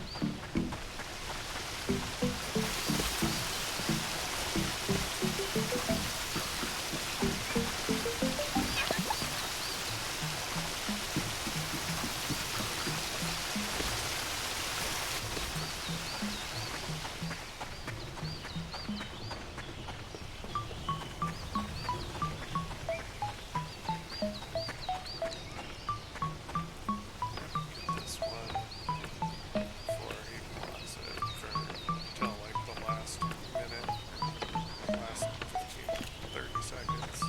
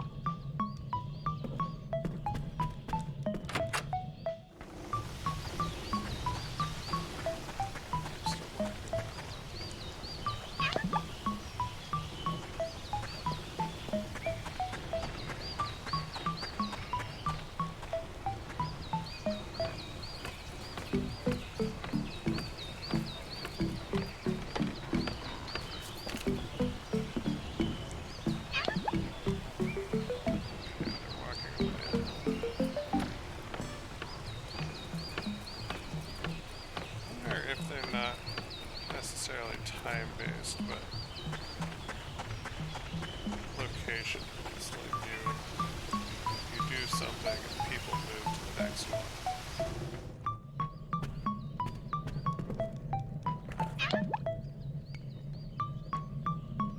Oh, we got them all.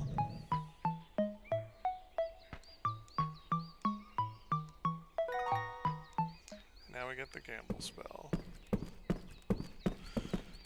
which is the best spell in the game for speedrunners because it does random damage, and so a lot of stuff is just, you know, keep your party alive and just keep on casting that spell until the enemy dies.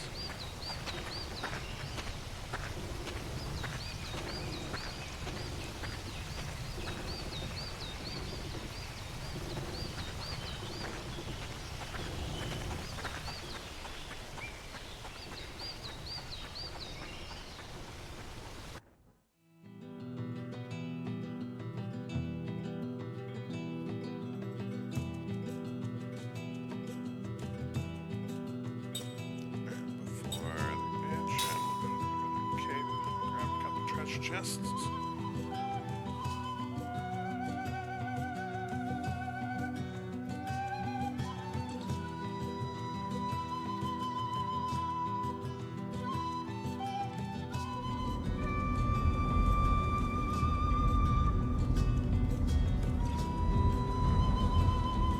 It's the place from all of Kaim's memories.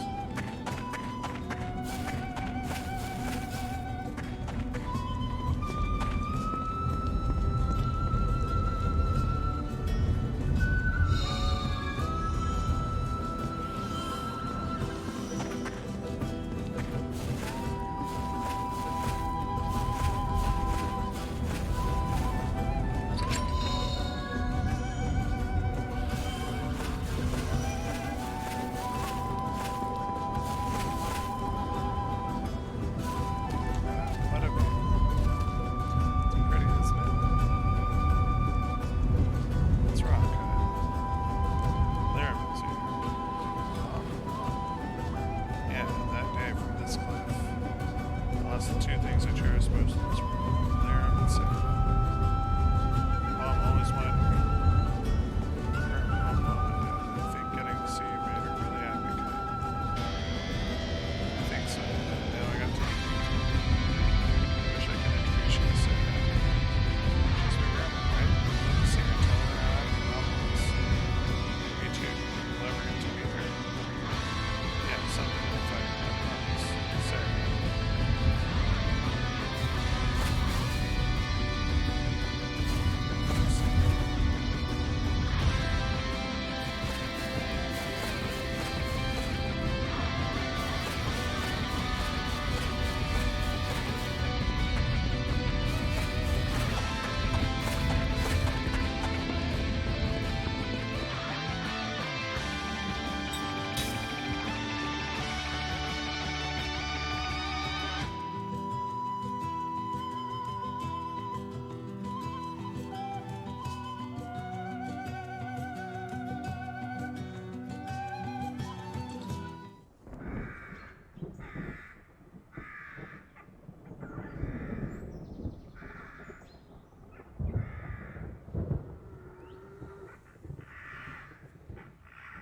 So this is the home of the old sorceress? Gives me the creeps.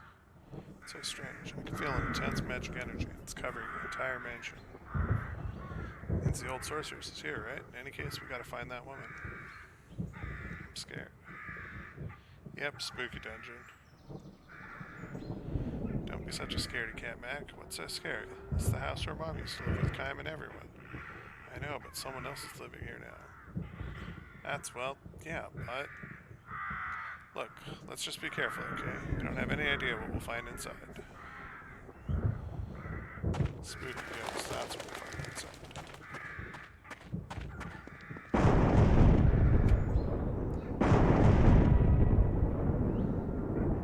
Whoa. Did you guys see that? Too spooky.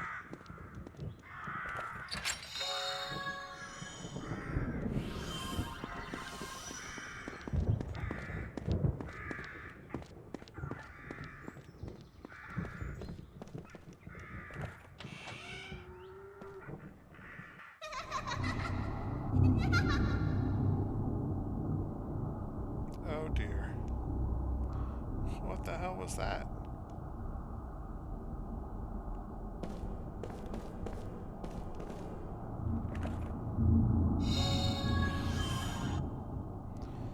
Thus, all that lives does flow. Thus do they fade away. What's that?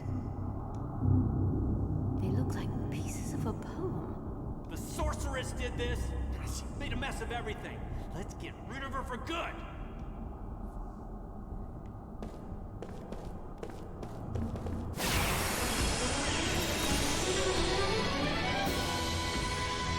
No one gets in my way.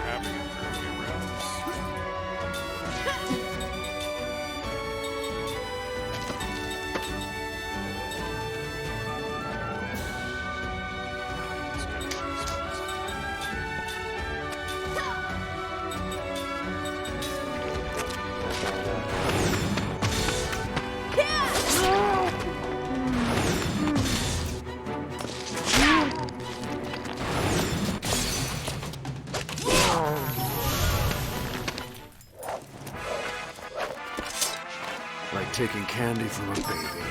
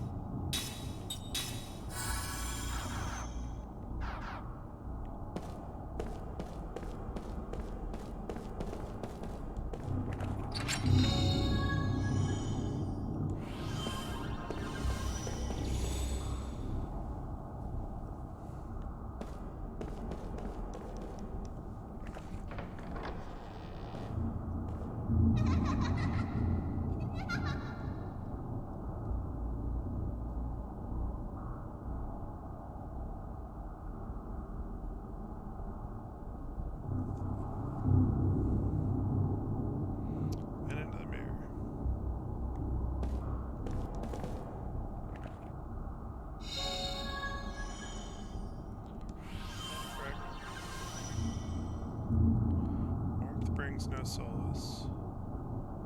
Can't read any more of this, it's all falling apart.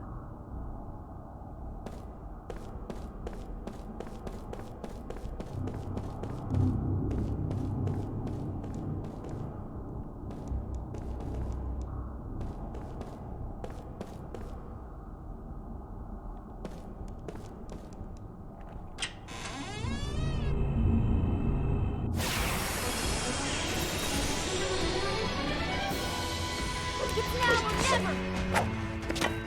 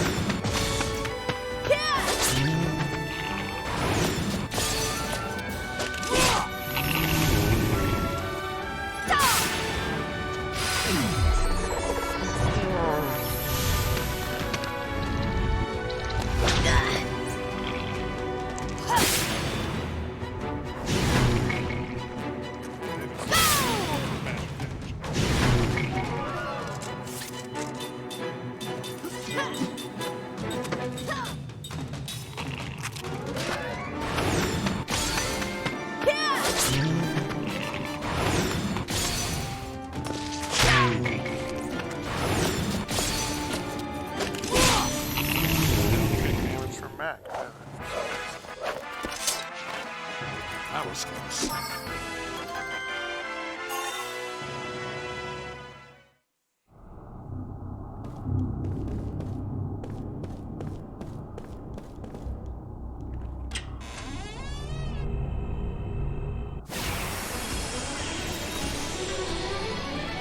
Guess we have no choice.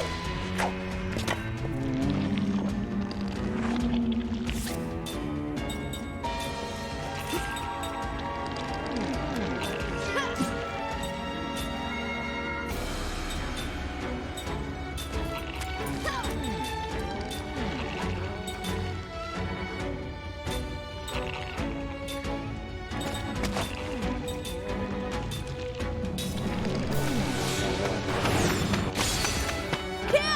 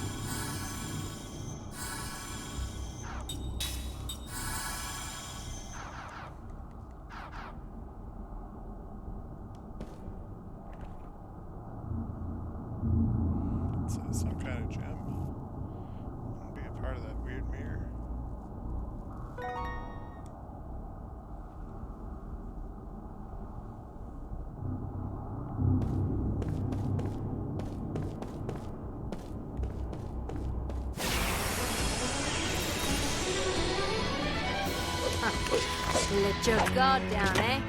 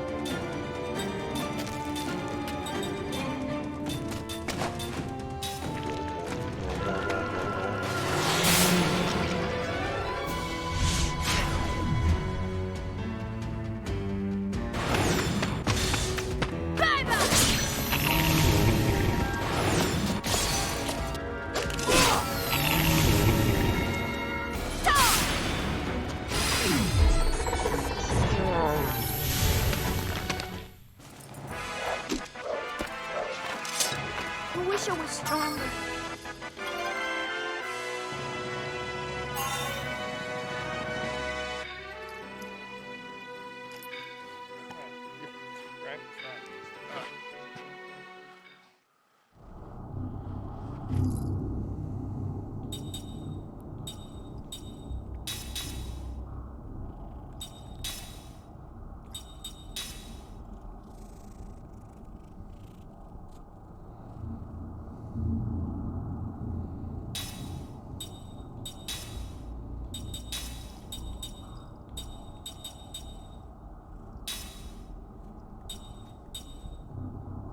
Oh.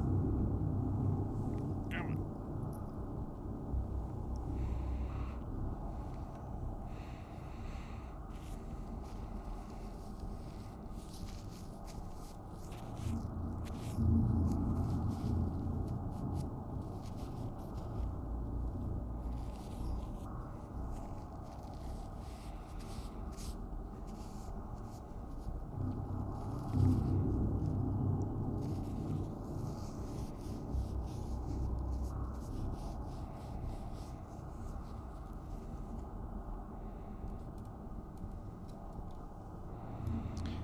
She wanted to cuddle a bit, and then sneeze, and then go eat.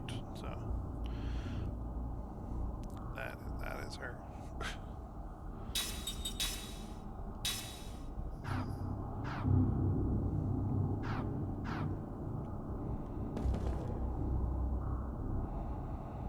Looks like that gem was part of this mirror. Let's try putting it back. Place large mirror jewel. Ah, up there. What's that light?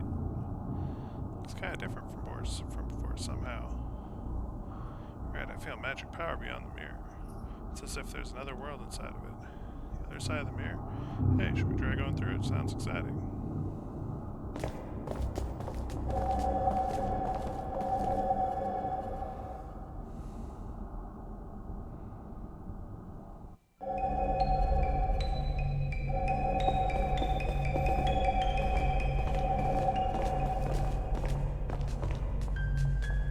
This is nicer than I expected. Looks like the same room before. It also seems like someone was living here until just a moment ago. It's as if the clock's been turned back for this room alone. I wonder if this is some kind of past world created within the mind of the sorceress. Which means we stumbled into it when we went through the mirror. What is it? The mirror. The light from the mirror is gone. Ah, are you serious? Does that mean we can't go back? Now what are we gonna do? Calm down, you guys, especially you, Jansen. Sorcerer shows up at the village every once in a while, doesn't she? So there must be some way to go back to the real world, the regular world. Surely we can find it somewhere in the mansion. Oh yeah, this music is discordant, creepy, and fantastic, but yeah, definitely creepy.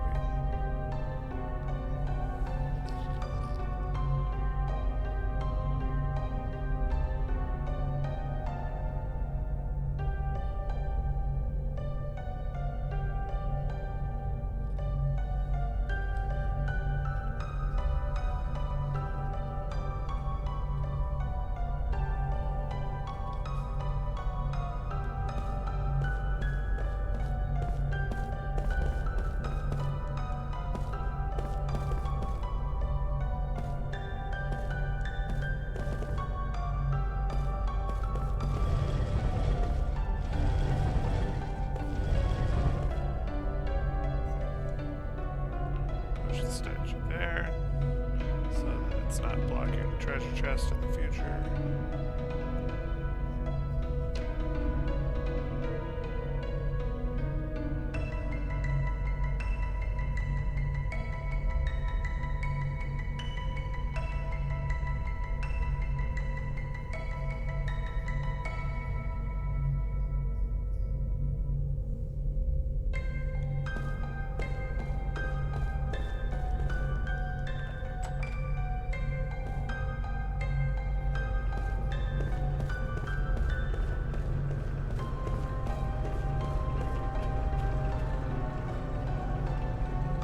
Supposed to be a clock.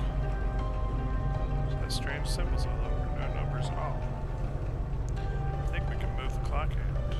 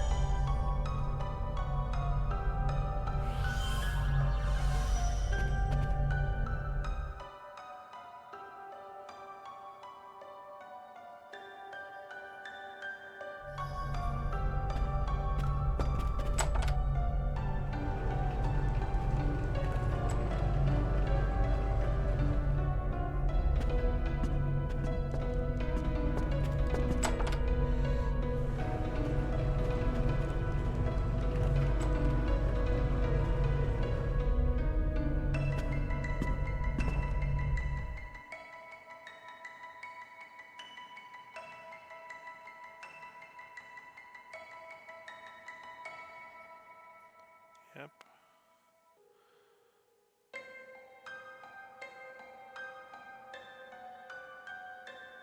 Kym and Sarah.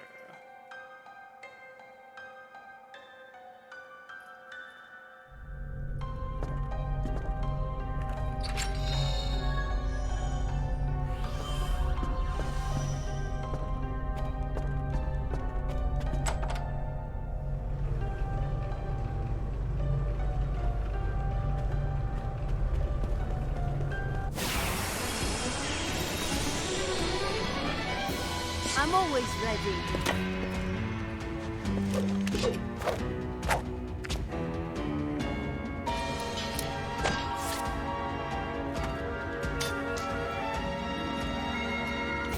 Magic armor and magic books.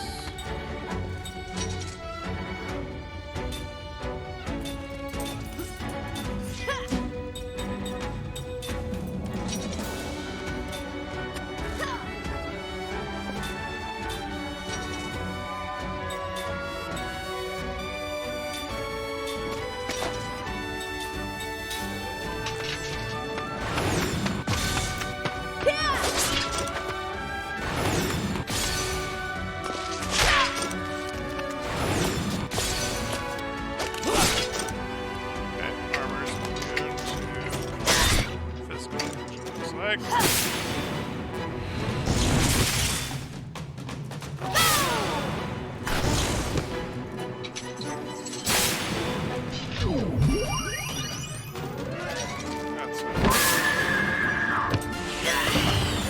That's really not good.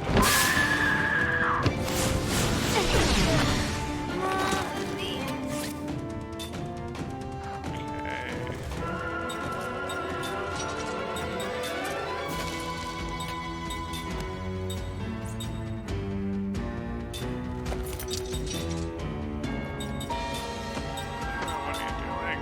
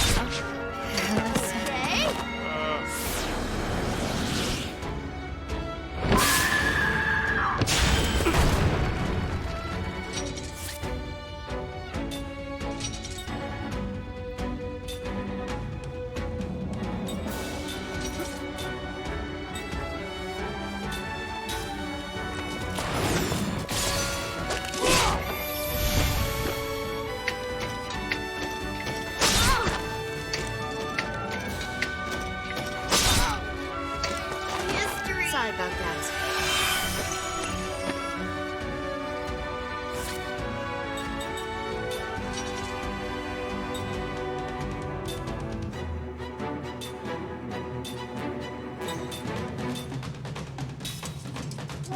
Okay.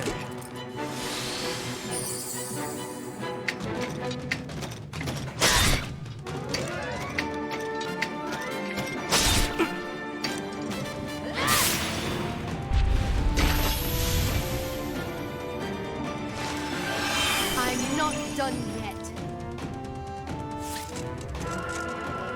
Come on. Stop it. Claws hurt.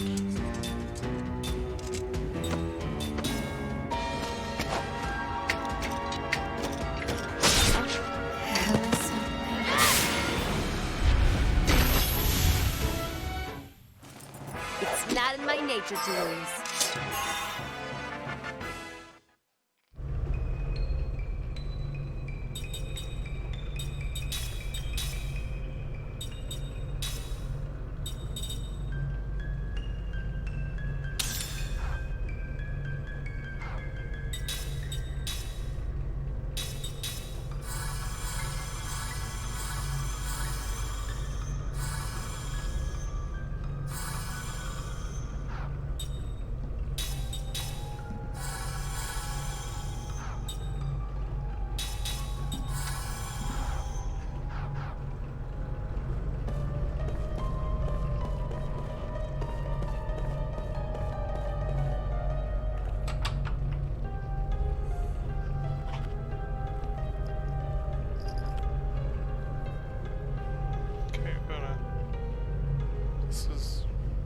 working for you, but it's not gonna work for me. No, play with my... Or the cord or something.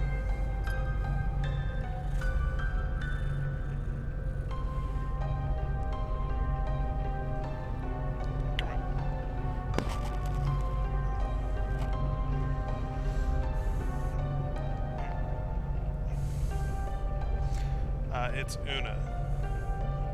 U-N-A. And she's very affectionate at times.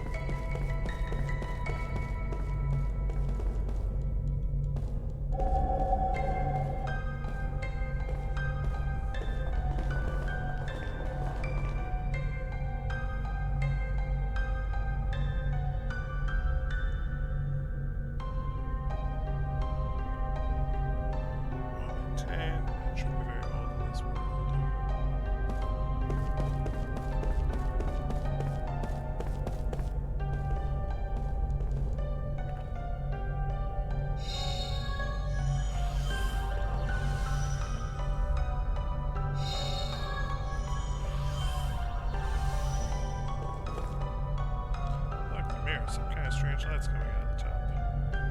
This mirror has been the way back to the regular world all this time, and it's sitting right at the opposite side of the first mirror.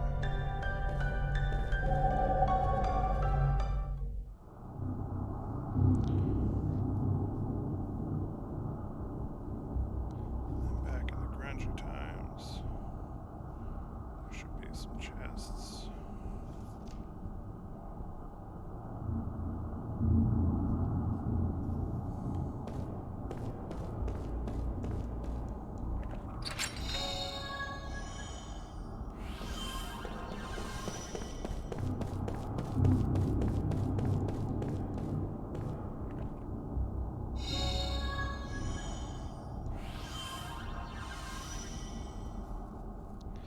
Nestled within the sadness.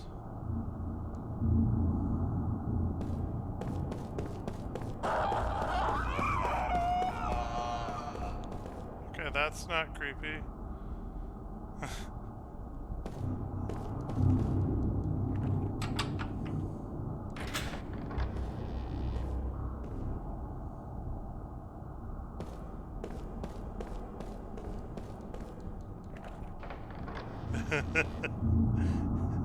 I was not expecting that.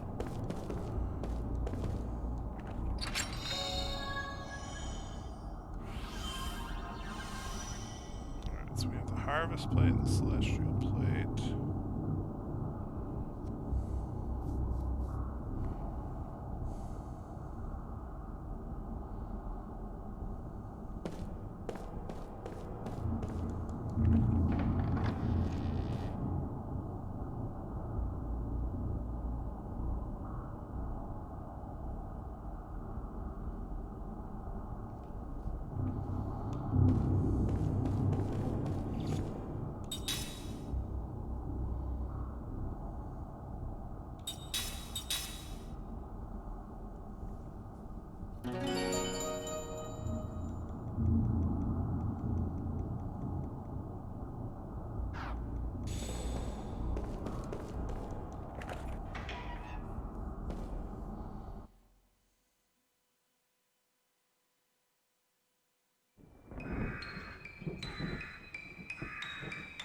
Alright. Circulating on the ground of that fountain. There's something fishy about all of it. That's something supposed to go in the round holes.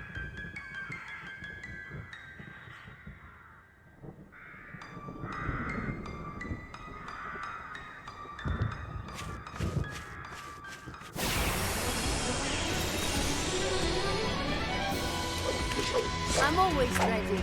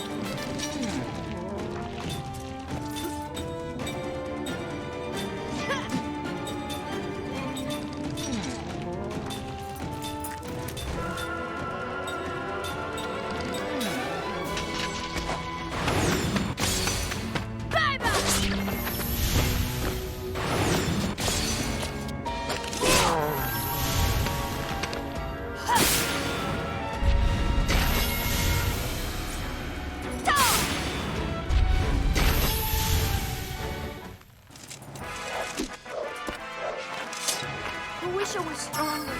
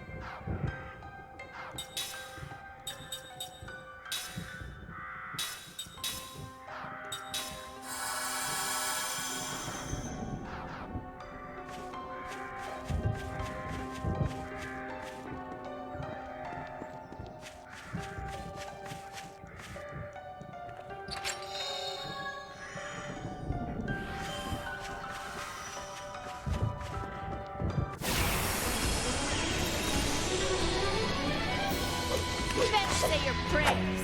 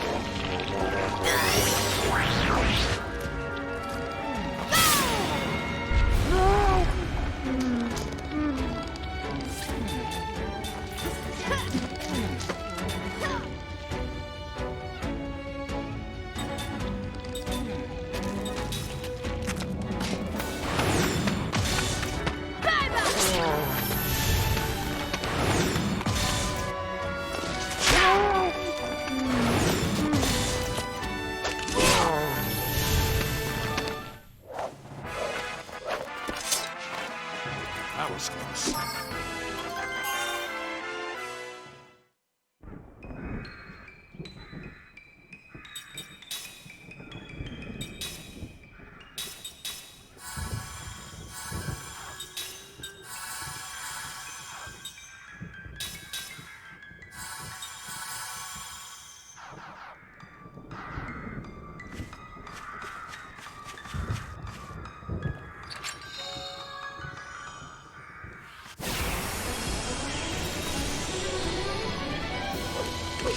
Just calm down, okay?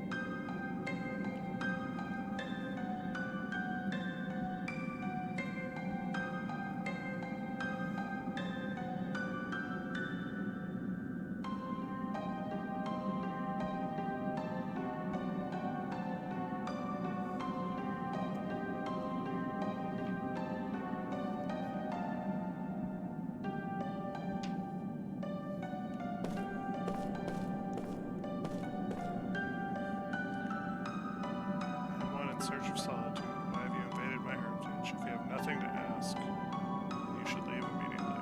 You may see a door with your eyes. My quest for solitude ensures it will remain untouched. However, if you still insist on meeting me, you will find the key at your feet. Follow the symbols of light and proceed with the order. The heck? I don't get a single word of that. Where's the old sorceress anyway? Beyond that door, I think. The stone tablet says we're not allowed to touch it. It says the key is at our feet. Come to think of it, doesn't this design on the floor resemble the giant clock? Maybe the two are related. Yes, there's a similar pattern to the floor in the other room as well. Let's try looking into this. By hook or by crook, we've got to see the old sorceress.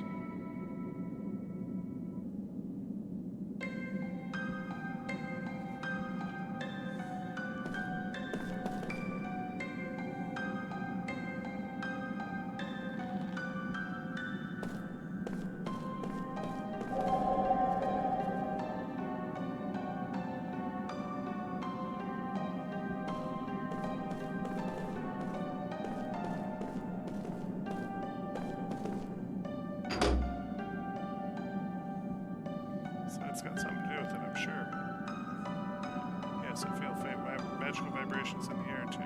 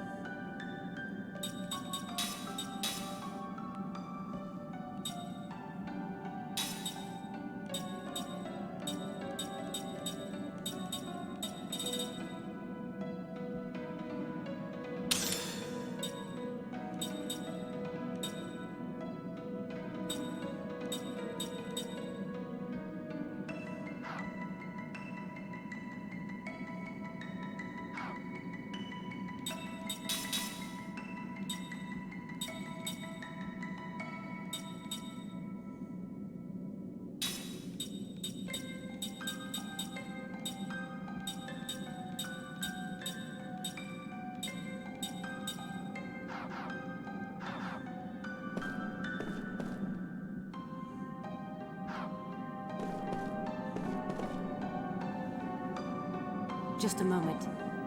The magic energy is strongest here, on the other side of this door. She's here. I feel it too.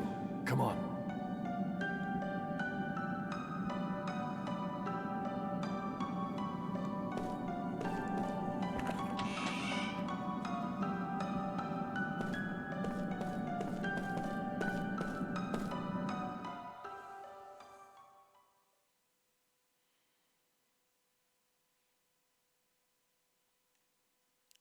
Oh, there's no sound. If I were to ask of you how sad. What? So sad.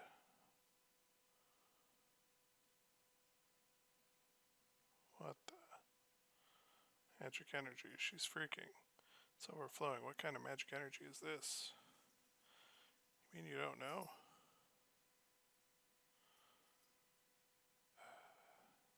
Here it comes. I thought about going to save, and I should have.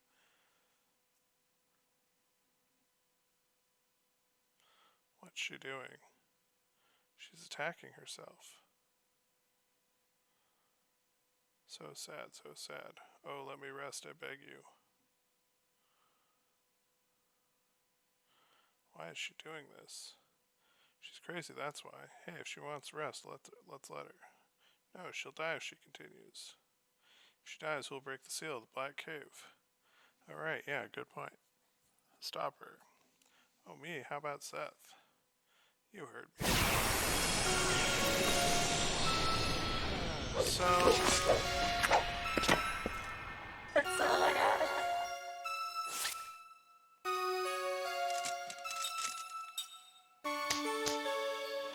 If I die, it'll reset me to a checkpoint. I don't know how the checkpoint system in this game works, though.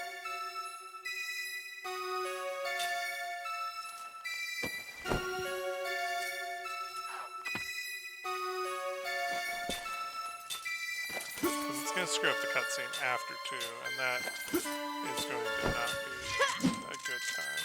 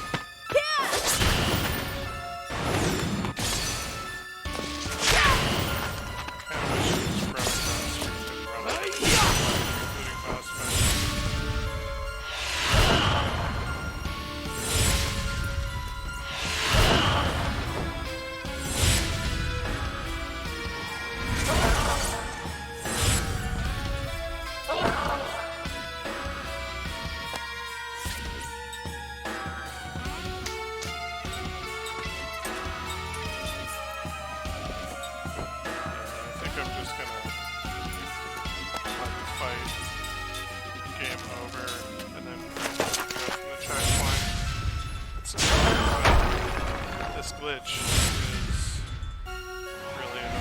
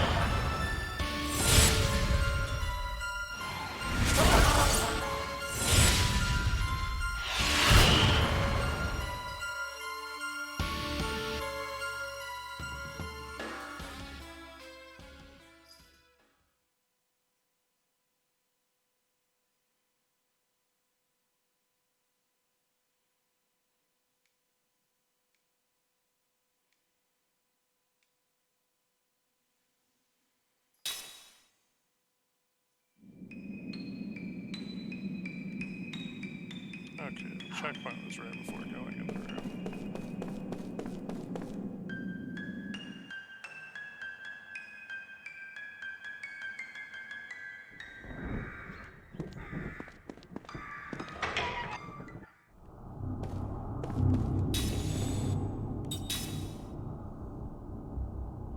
Yeah, I gamed over it because there's a bunch of cutscenes that happen right after that boss fight. And I don't want them to all be glitched out and not have sound.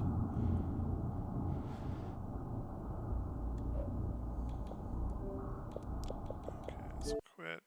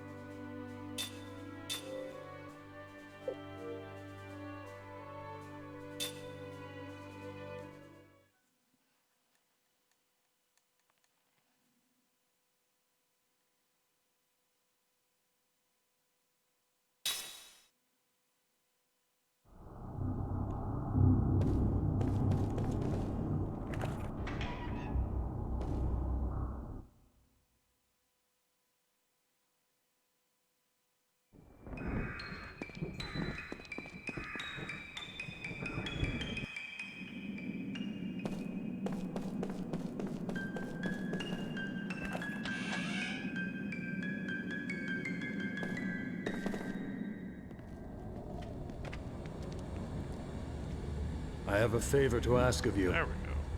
Oh, son. What? So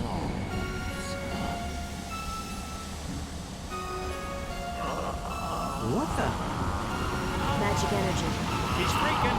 It's overflowing. What kind of magic energy is this? You mean you don't know?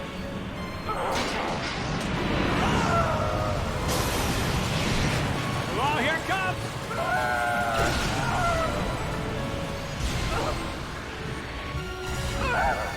What's she doing?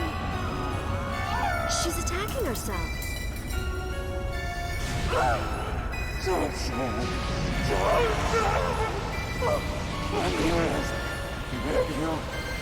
Why is she doing this?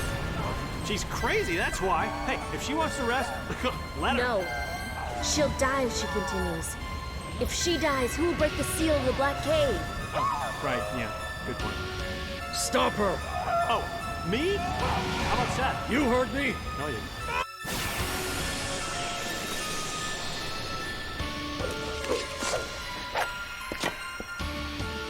That's all I have.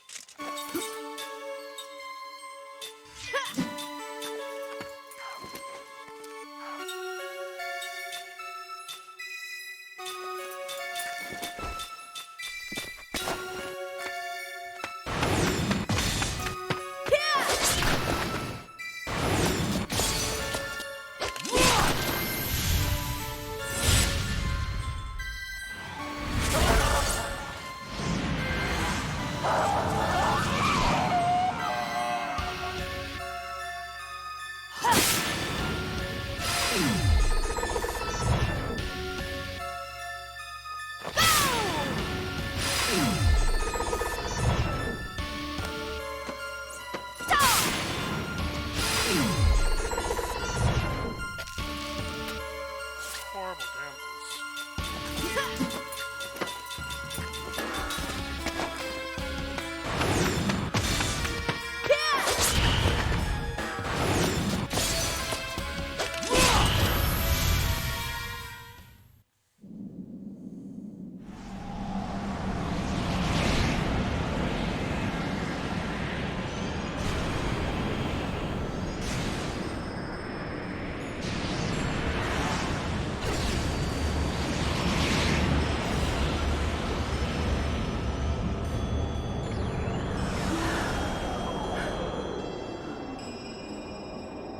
Sarah! What? This is Sarah? This is our grandma? Our grandma?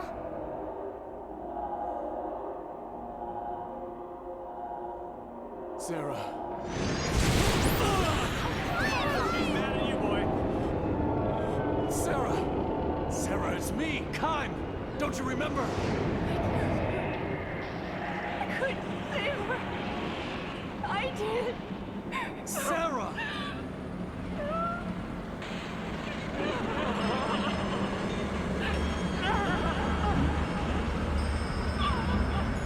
It's not working.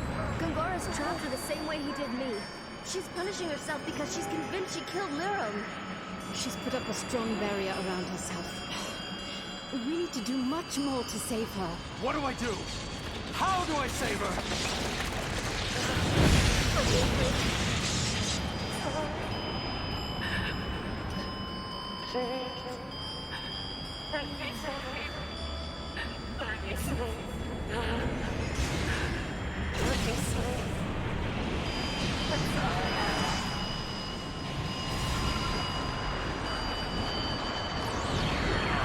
Oh, she's getting ugly. Oh. Sarah, no! Grandma! No! Listen, Grandma! You ready? Waves coming just like the morning comes. Things come and go, but soon they'll disappear into the dusk. We all collide together and we fall apart. Then it all goes away. But there will come a day that our light will shine.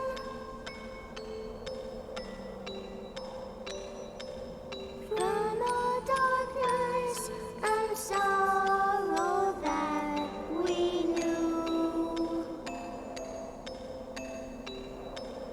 there will be a light that reaches us inside. To a new world full of love that sees us through.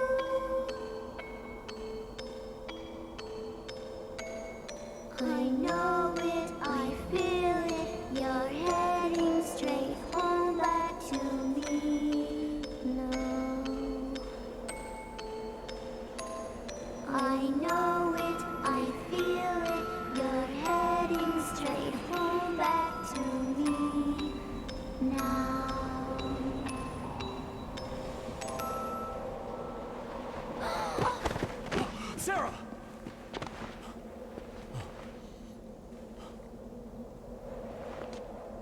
Sarah, it's me, Kaim.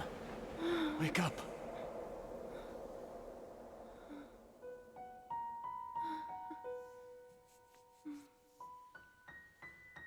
Kaim. Yes, it's me. I think she's going to be all right now. I don't sense any pain or fear in her magic energy. That's good, right? She's back to herself again. Loved you once. And I still love you. You remember? No. My memories are gone. But you... I know you're my husband. I know what we left behind in this house. A journal I kept. I know you are Kaim. The only man I've ever loved. I've been waiting for you. That wasn't in Gongora's plans. What was it? Record keeping. Even though Gongora erased her memory, Sarah was driven back here by the longing in her heart and returned to her home. The home spirit called to her.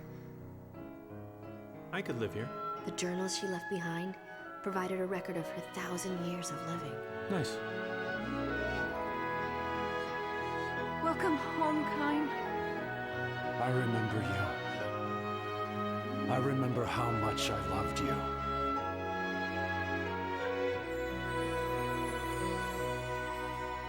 Part of me knew that I loved someone with all of my heart, even though I had no memory of just who it was. That and the feeling that I'd lost someone precious to me.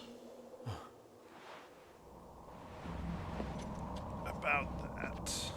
That would be Liram. Liram. Our daughter. Liram is no longer with us.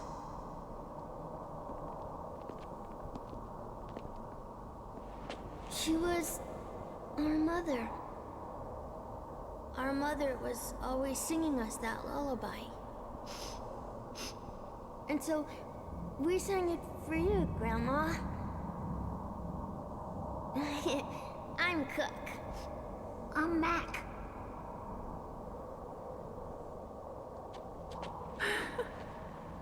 Nice to meet you. Cook? Mac?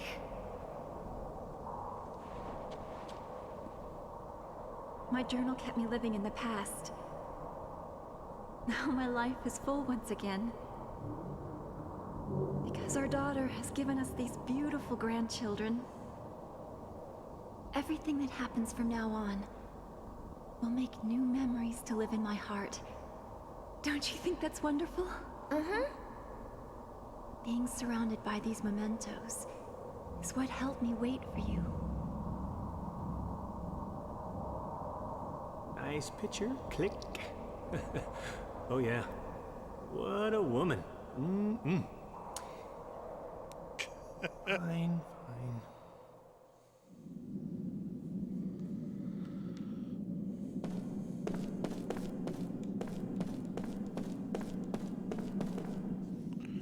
There's nothing else in here. Go back to Tosca, get a couple new treasure hunting tips, and another dream, and then I'll probably be calling it a night.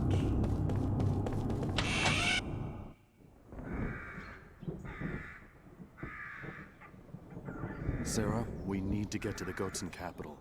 We'd like you to unseal the Black Cave. That seal was set to prevent an invasion by Gotsa, so that Tosca wouldn't be caught up in a war. Yeah, but just, you know, your head was screwed on wrong then. Even with your memory gone, you acted to protect others. The longer we leave Gongora to his own devices, the more children like ours will come to harm. Help us, Sarah. Come.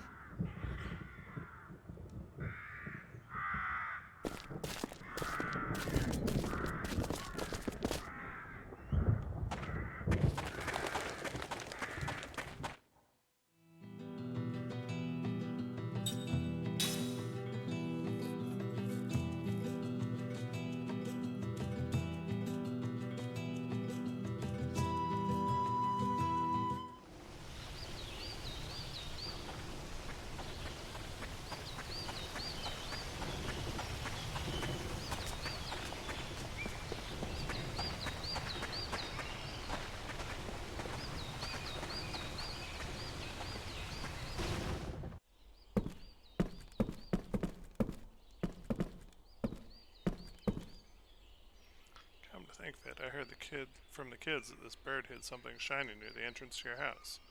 Something shiny could be anything, of course, but I figured it wouldn't hurt to tell you.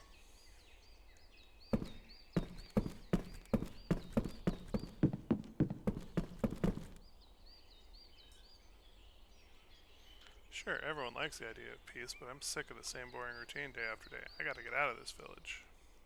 Not this again.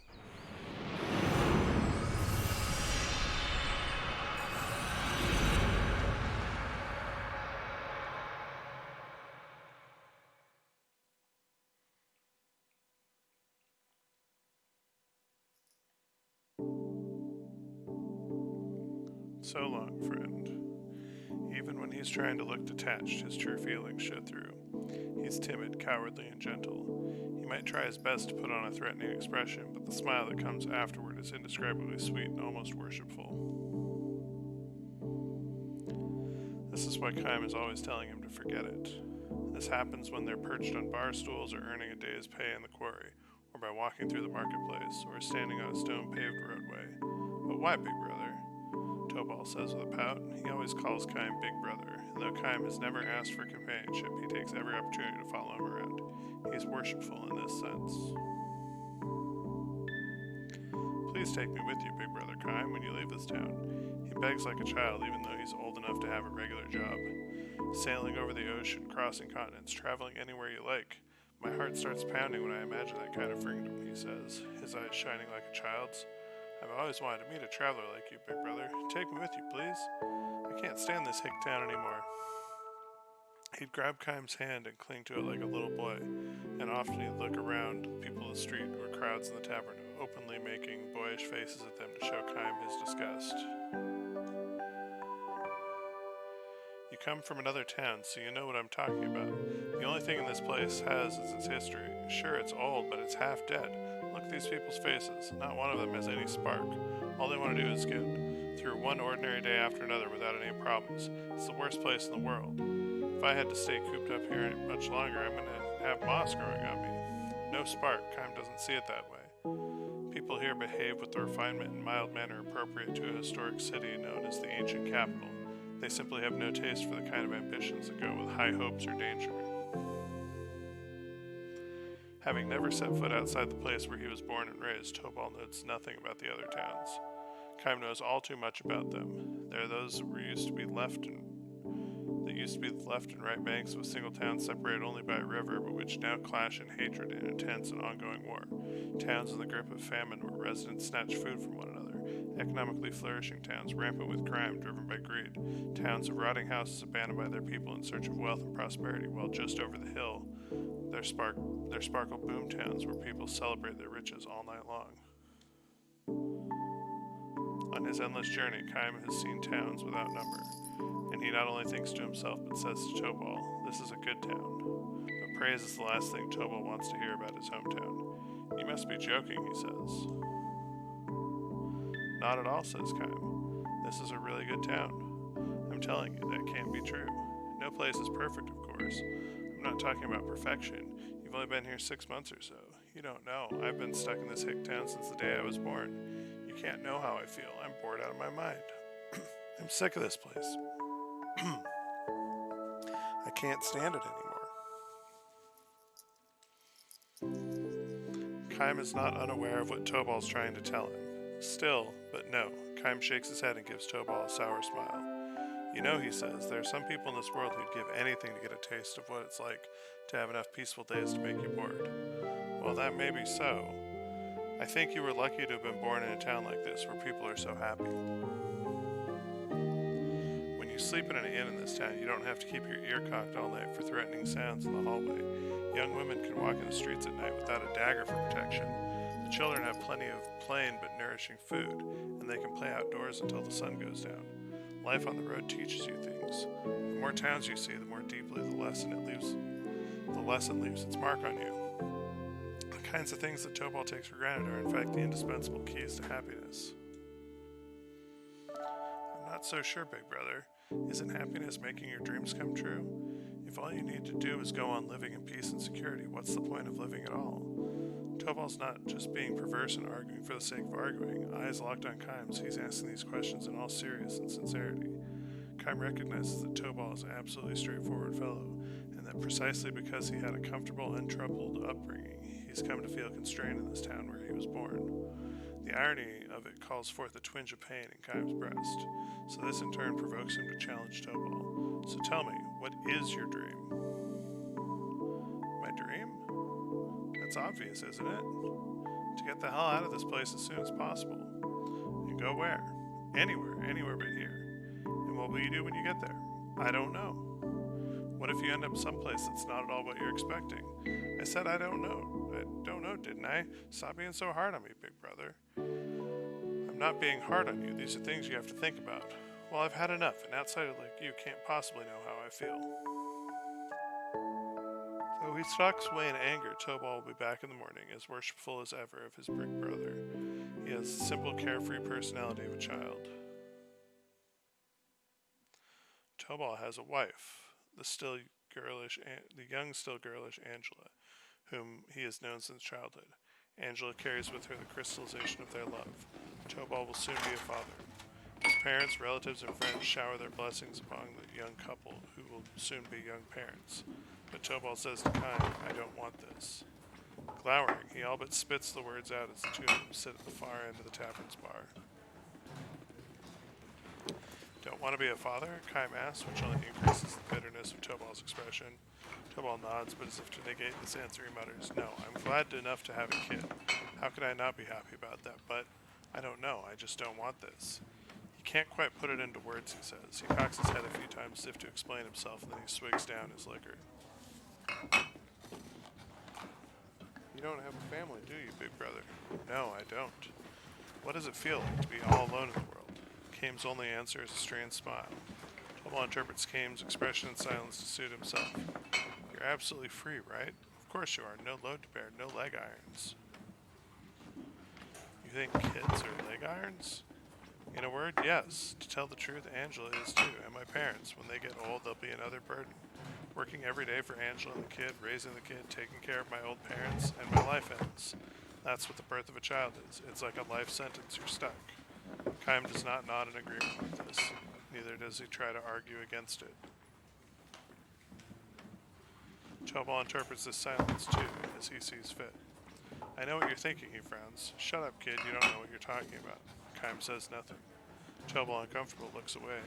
I'm glad, he says, more to himself than to Kaim. I'm glad to be having a kid with Angela. I'm going to do everything I can for them. It's true. I wouldn't lie to you. You have to believe me, big brother. I really am happy, and I know I'm going to have to work hard. Yes, I know, says Kaim. I'm happy, but at the same time, I don't want it. It's not that I'm embarrassed about it or anything. It's just that, I don't know. I want to give up this whole business and run away somewhere far away. So now the truth comes out, Kaim says with a laugh. What do you mean? You just said you want to run away, not travel. And it auto-scrolled again.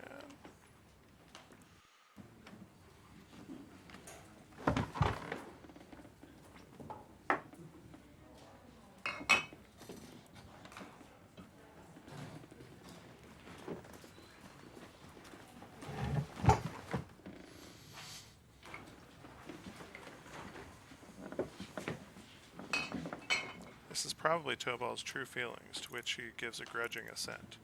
I suppose so. How else can I put it? Kaim almost wishes he had been a little tougher on Tobal. How would Tobal answer if he said, for example, You know, Tobal, you started talking about traveling with me about around the time Angela's belly started to swell. What would the look on Tobal's face be if he asked, If a family is leg irons, why did you even propose to Angela? How would Tobal shift his gaze if he confronted him with, You know, Tobal, if you want to get yourself out of this town so badly, you don't have to travel with me, just take off by yourself. But Kaim doesn't have the meanness to ask such questions, nor is he given to meddling in people's private affairs. Instead, he drains his cup of its last few drops and says only, Let's get out of here. Even after they've left the tavern, Tobal goes on about the stupidity of living with the rest of his life in town. The broad night sky is clear, the moon is out and perfectly round. I'm asking you again, big brother, when you leave this town, Just say the word to me. Wouldn't it be better for you two to have a traveling companion? Tobal's starting to go in circles again when Kaim interrupts him. Didn't you want to get out there all by yourself? Traveling with a companion's not exactly a solo trip. No, well, you see, you're right. I'd just go part way with you. You can let me tag along a little while, and then I'll take off on my own. You'd just slow me down. I know that. Traveling's hard, sure. My life might even be in danger sometimes, I know that. But that's what makes it so thrilling. Risking your life is no game. Look, if I turn out to be a drag on you, you could just leave me behind, that's it. I wouldn't mind that. I mean, look, I'm ready to leave my parents and wife and kid behind. This is never gonna end. Kaim nods and with a sigh says, all right. You'll take me with you? Tobal's face lights up. I've been in this town too long, says Kaim. It's about time for me to get out there walking with the wind in my face. Yeah, that's it. Walk with the wind in your face. Life on the road. When do we leave? It's getting pretty late in the year. You don't want to be on the road in the winter, do you? Say, how about after the snow in the pass has melted? Kaim points to the moon hanging in the night sky. Huh? Tobal seems puzzled as he looks up. The night this moon is perfectly round again after it's waned and waxed, meaning exactly 1 month from tonight. Tobal's face starts to move as if he wants to say something. He probably wants to say, that's too soon.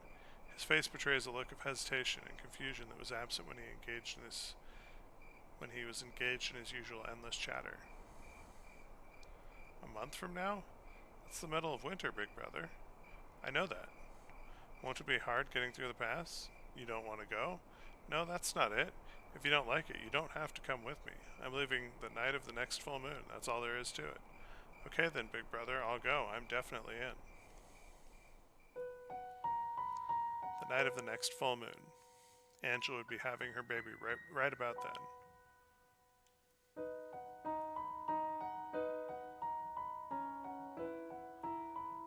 The month slips by. Toward the beginning, Tobal's excited. Whenever they meet, he reminds Kaim, don't forget your promise, big brother. After the waning moon has disappeared from the sky, however, he begins to grow more reserved. The vanished moon reappears in the sky, and as it waxes little by little, Tobal stops trailing after Kaim. Sometime he goes so far as to slip away through the crowd when he sees Kaim approaching in the marketplace. Kaim notices Tobal's change in attitude. It's something he expected to happen and was even counting on. Hands upon her swollen belly, Angela wears a smile of deep serenity as she stops at the market. Not just Tobal, but everyone who encounters that smile first must surely come to realize this. The dreams of the young, to be sure, involve doing what you want to do. That's not the only kind of dream there is. When people grow up, they see that there's another kind of dream, and that is to wish for a smile of the one you love, and who loves you in return. To long for it always and forever. That is another kind of dream people come to understand as they grow up.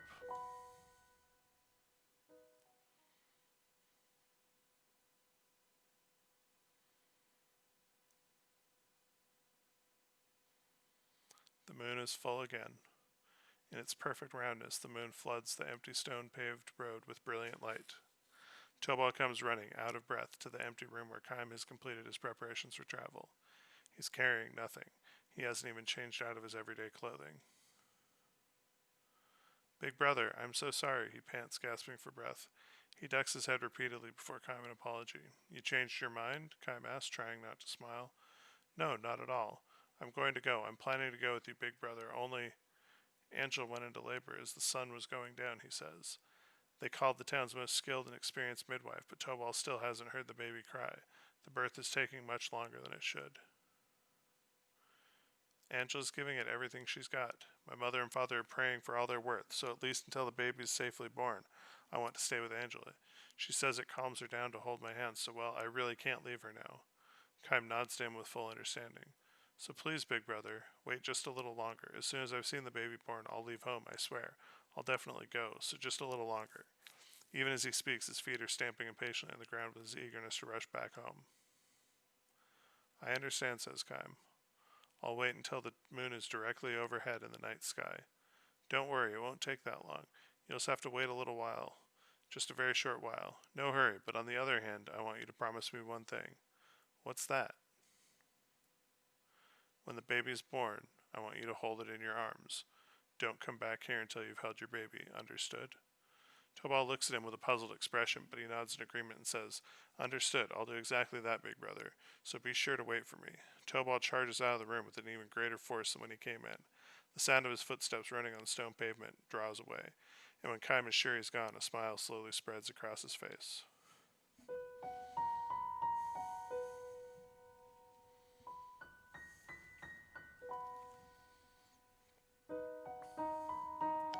Tobal never comes back.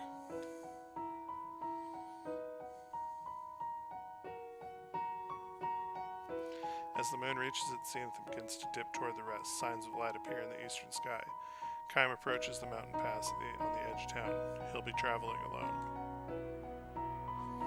Heading up to the pass, he walks swiftly as if to shake off the sound of Tobal's voice remaining in his ears.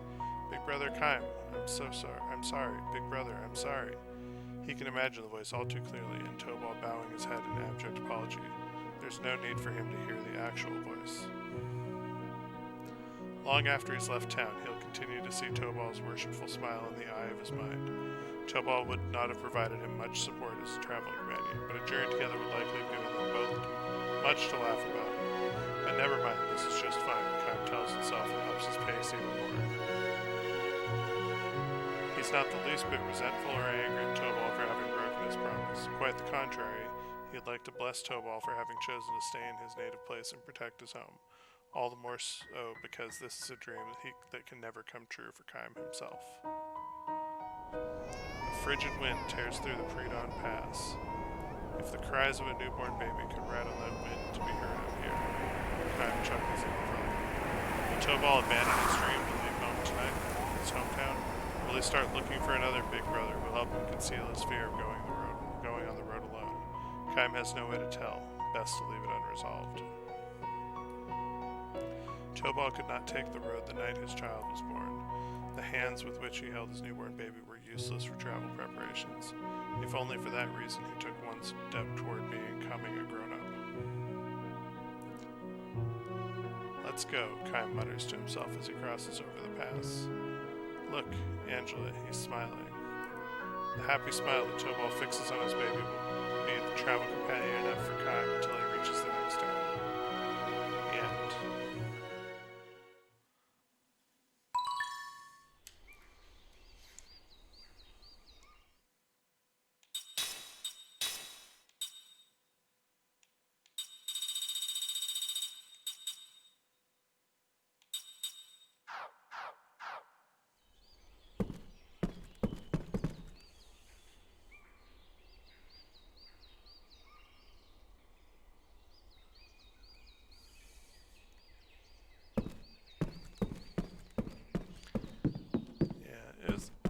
It's a happy story, but it's like still got a guy that's not fantastic in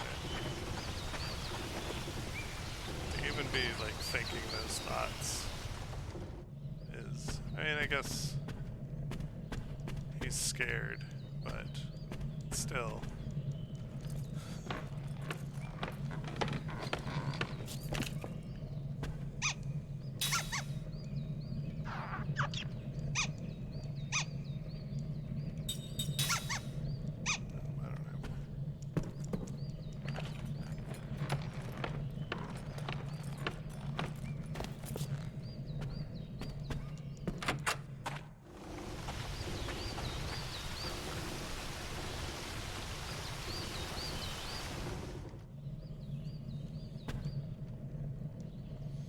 To go through the Black Cave, there's a place on the way to Simon where monsters gather in hordes.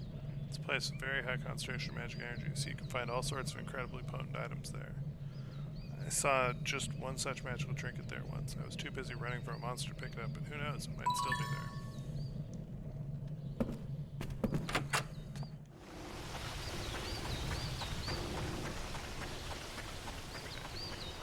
So we got the one in the cave. And this is the entrance of the Sorcerer's Mansion. And then let's see, that's over there.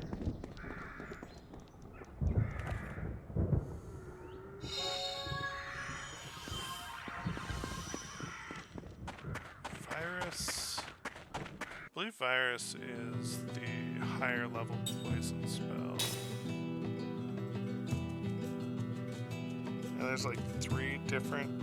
I think it's poison, virus, and toxin.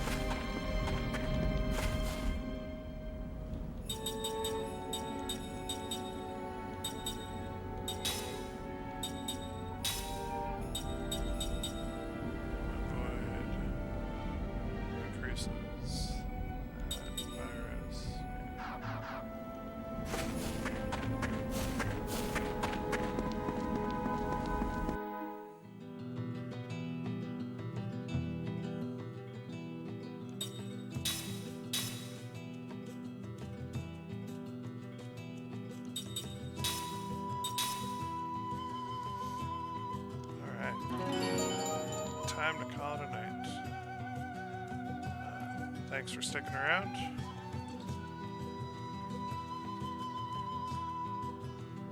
And I'll be playing a whole bunch of this week since I have the whole week off.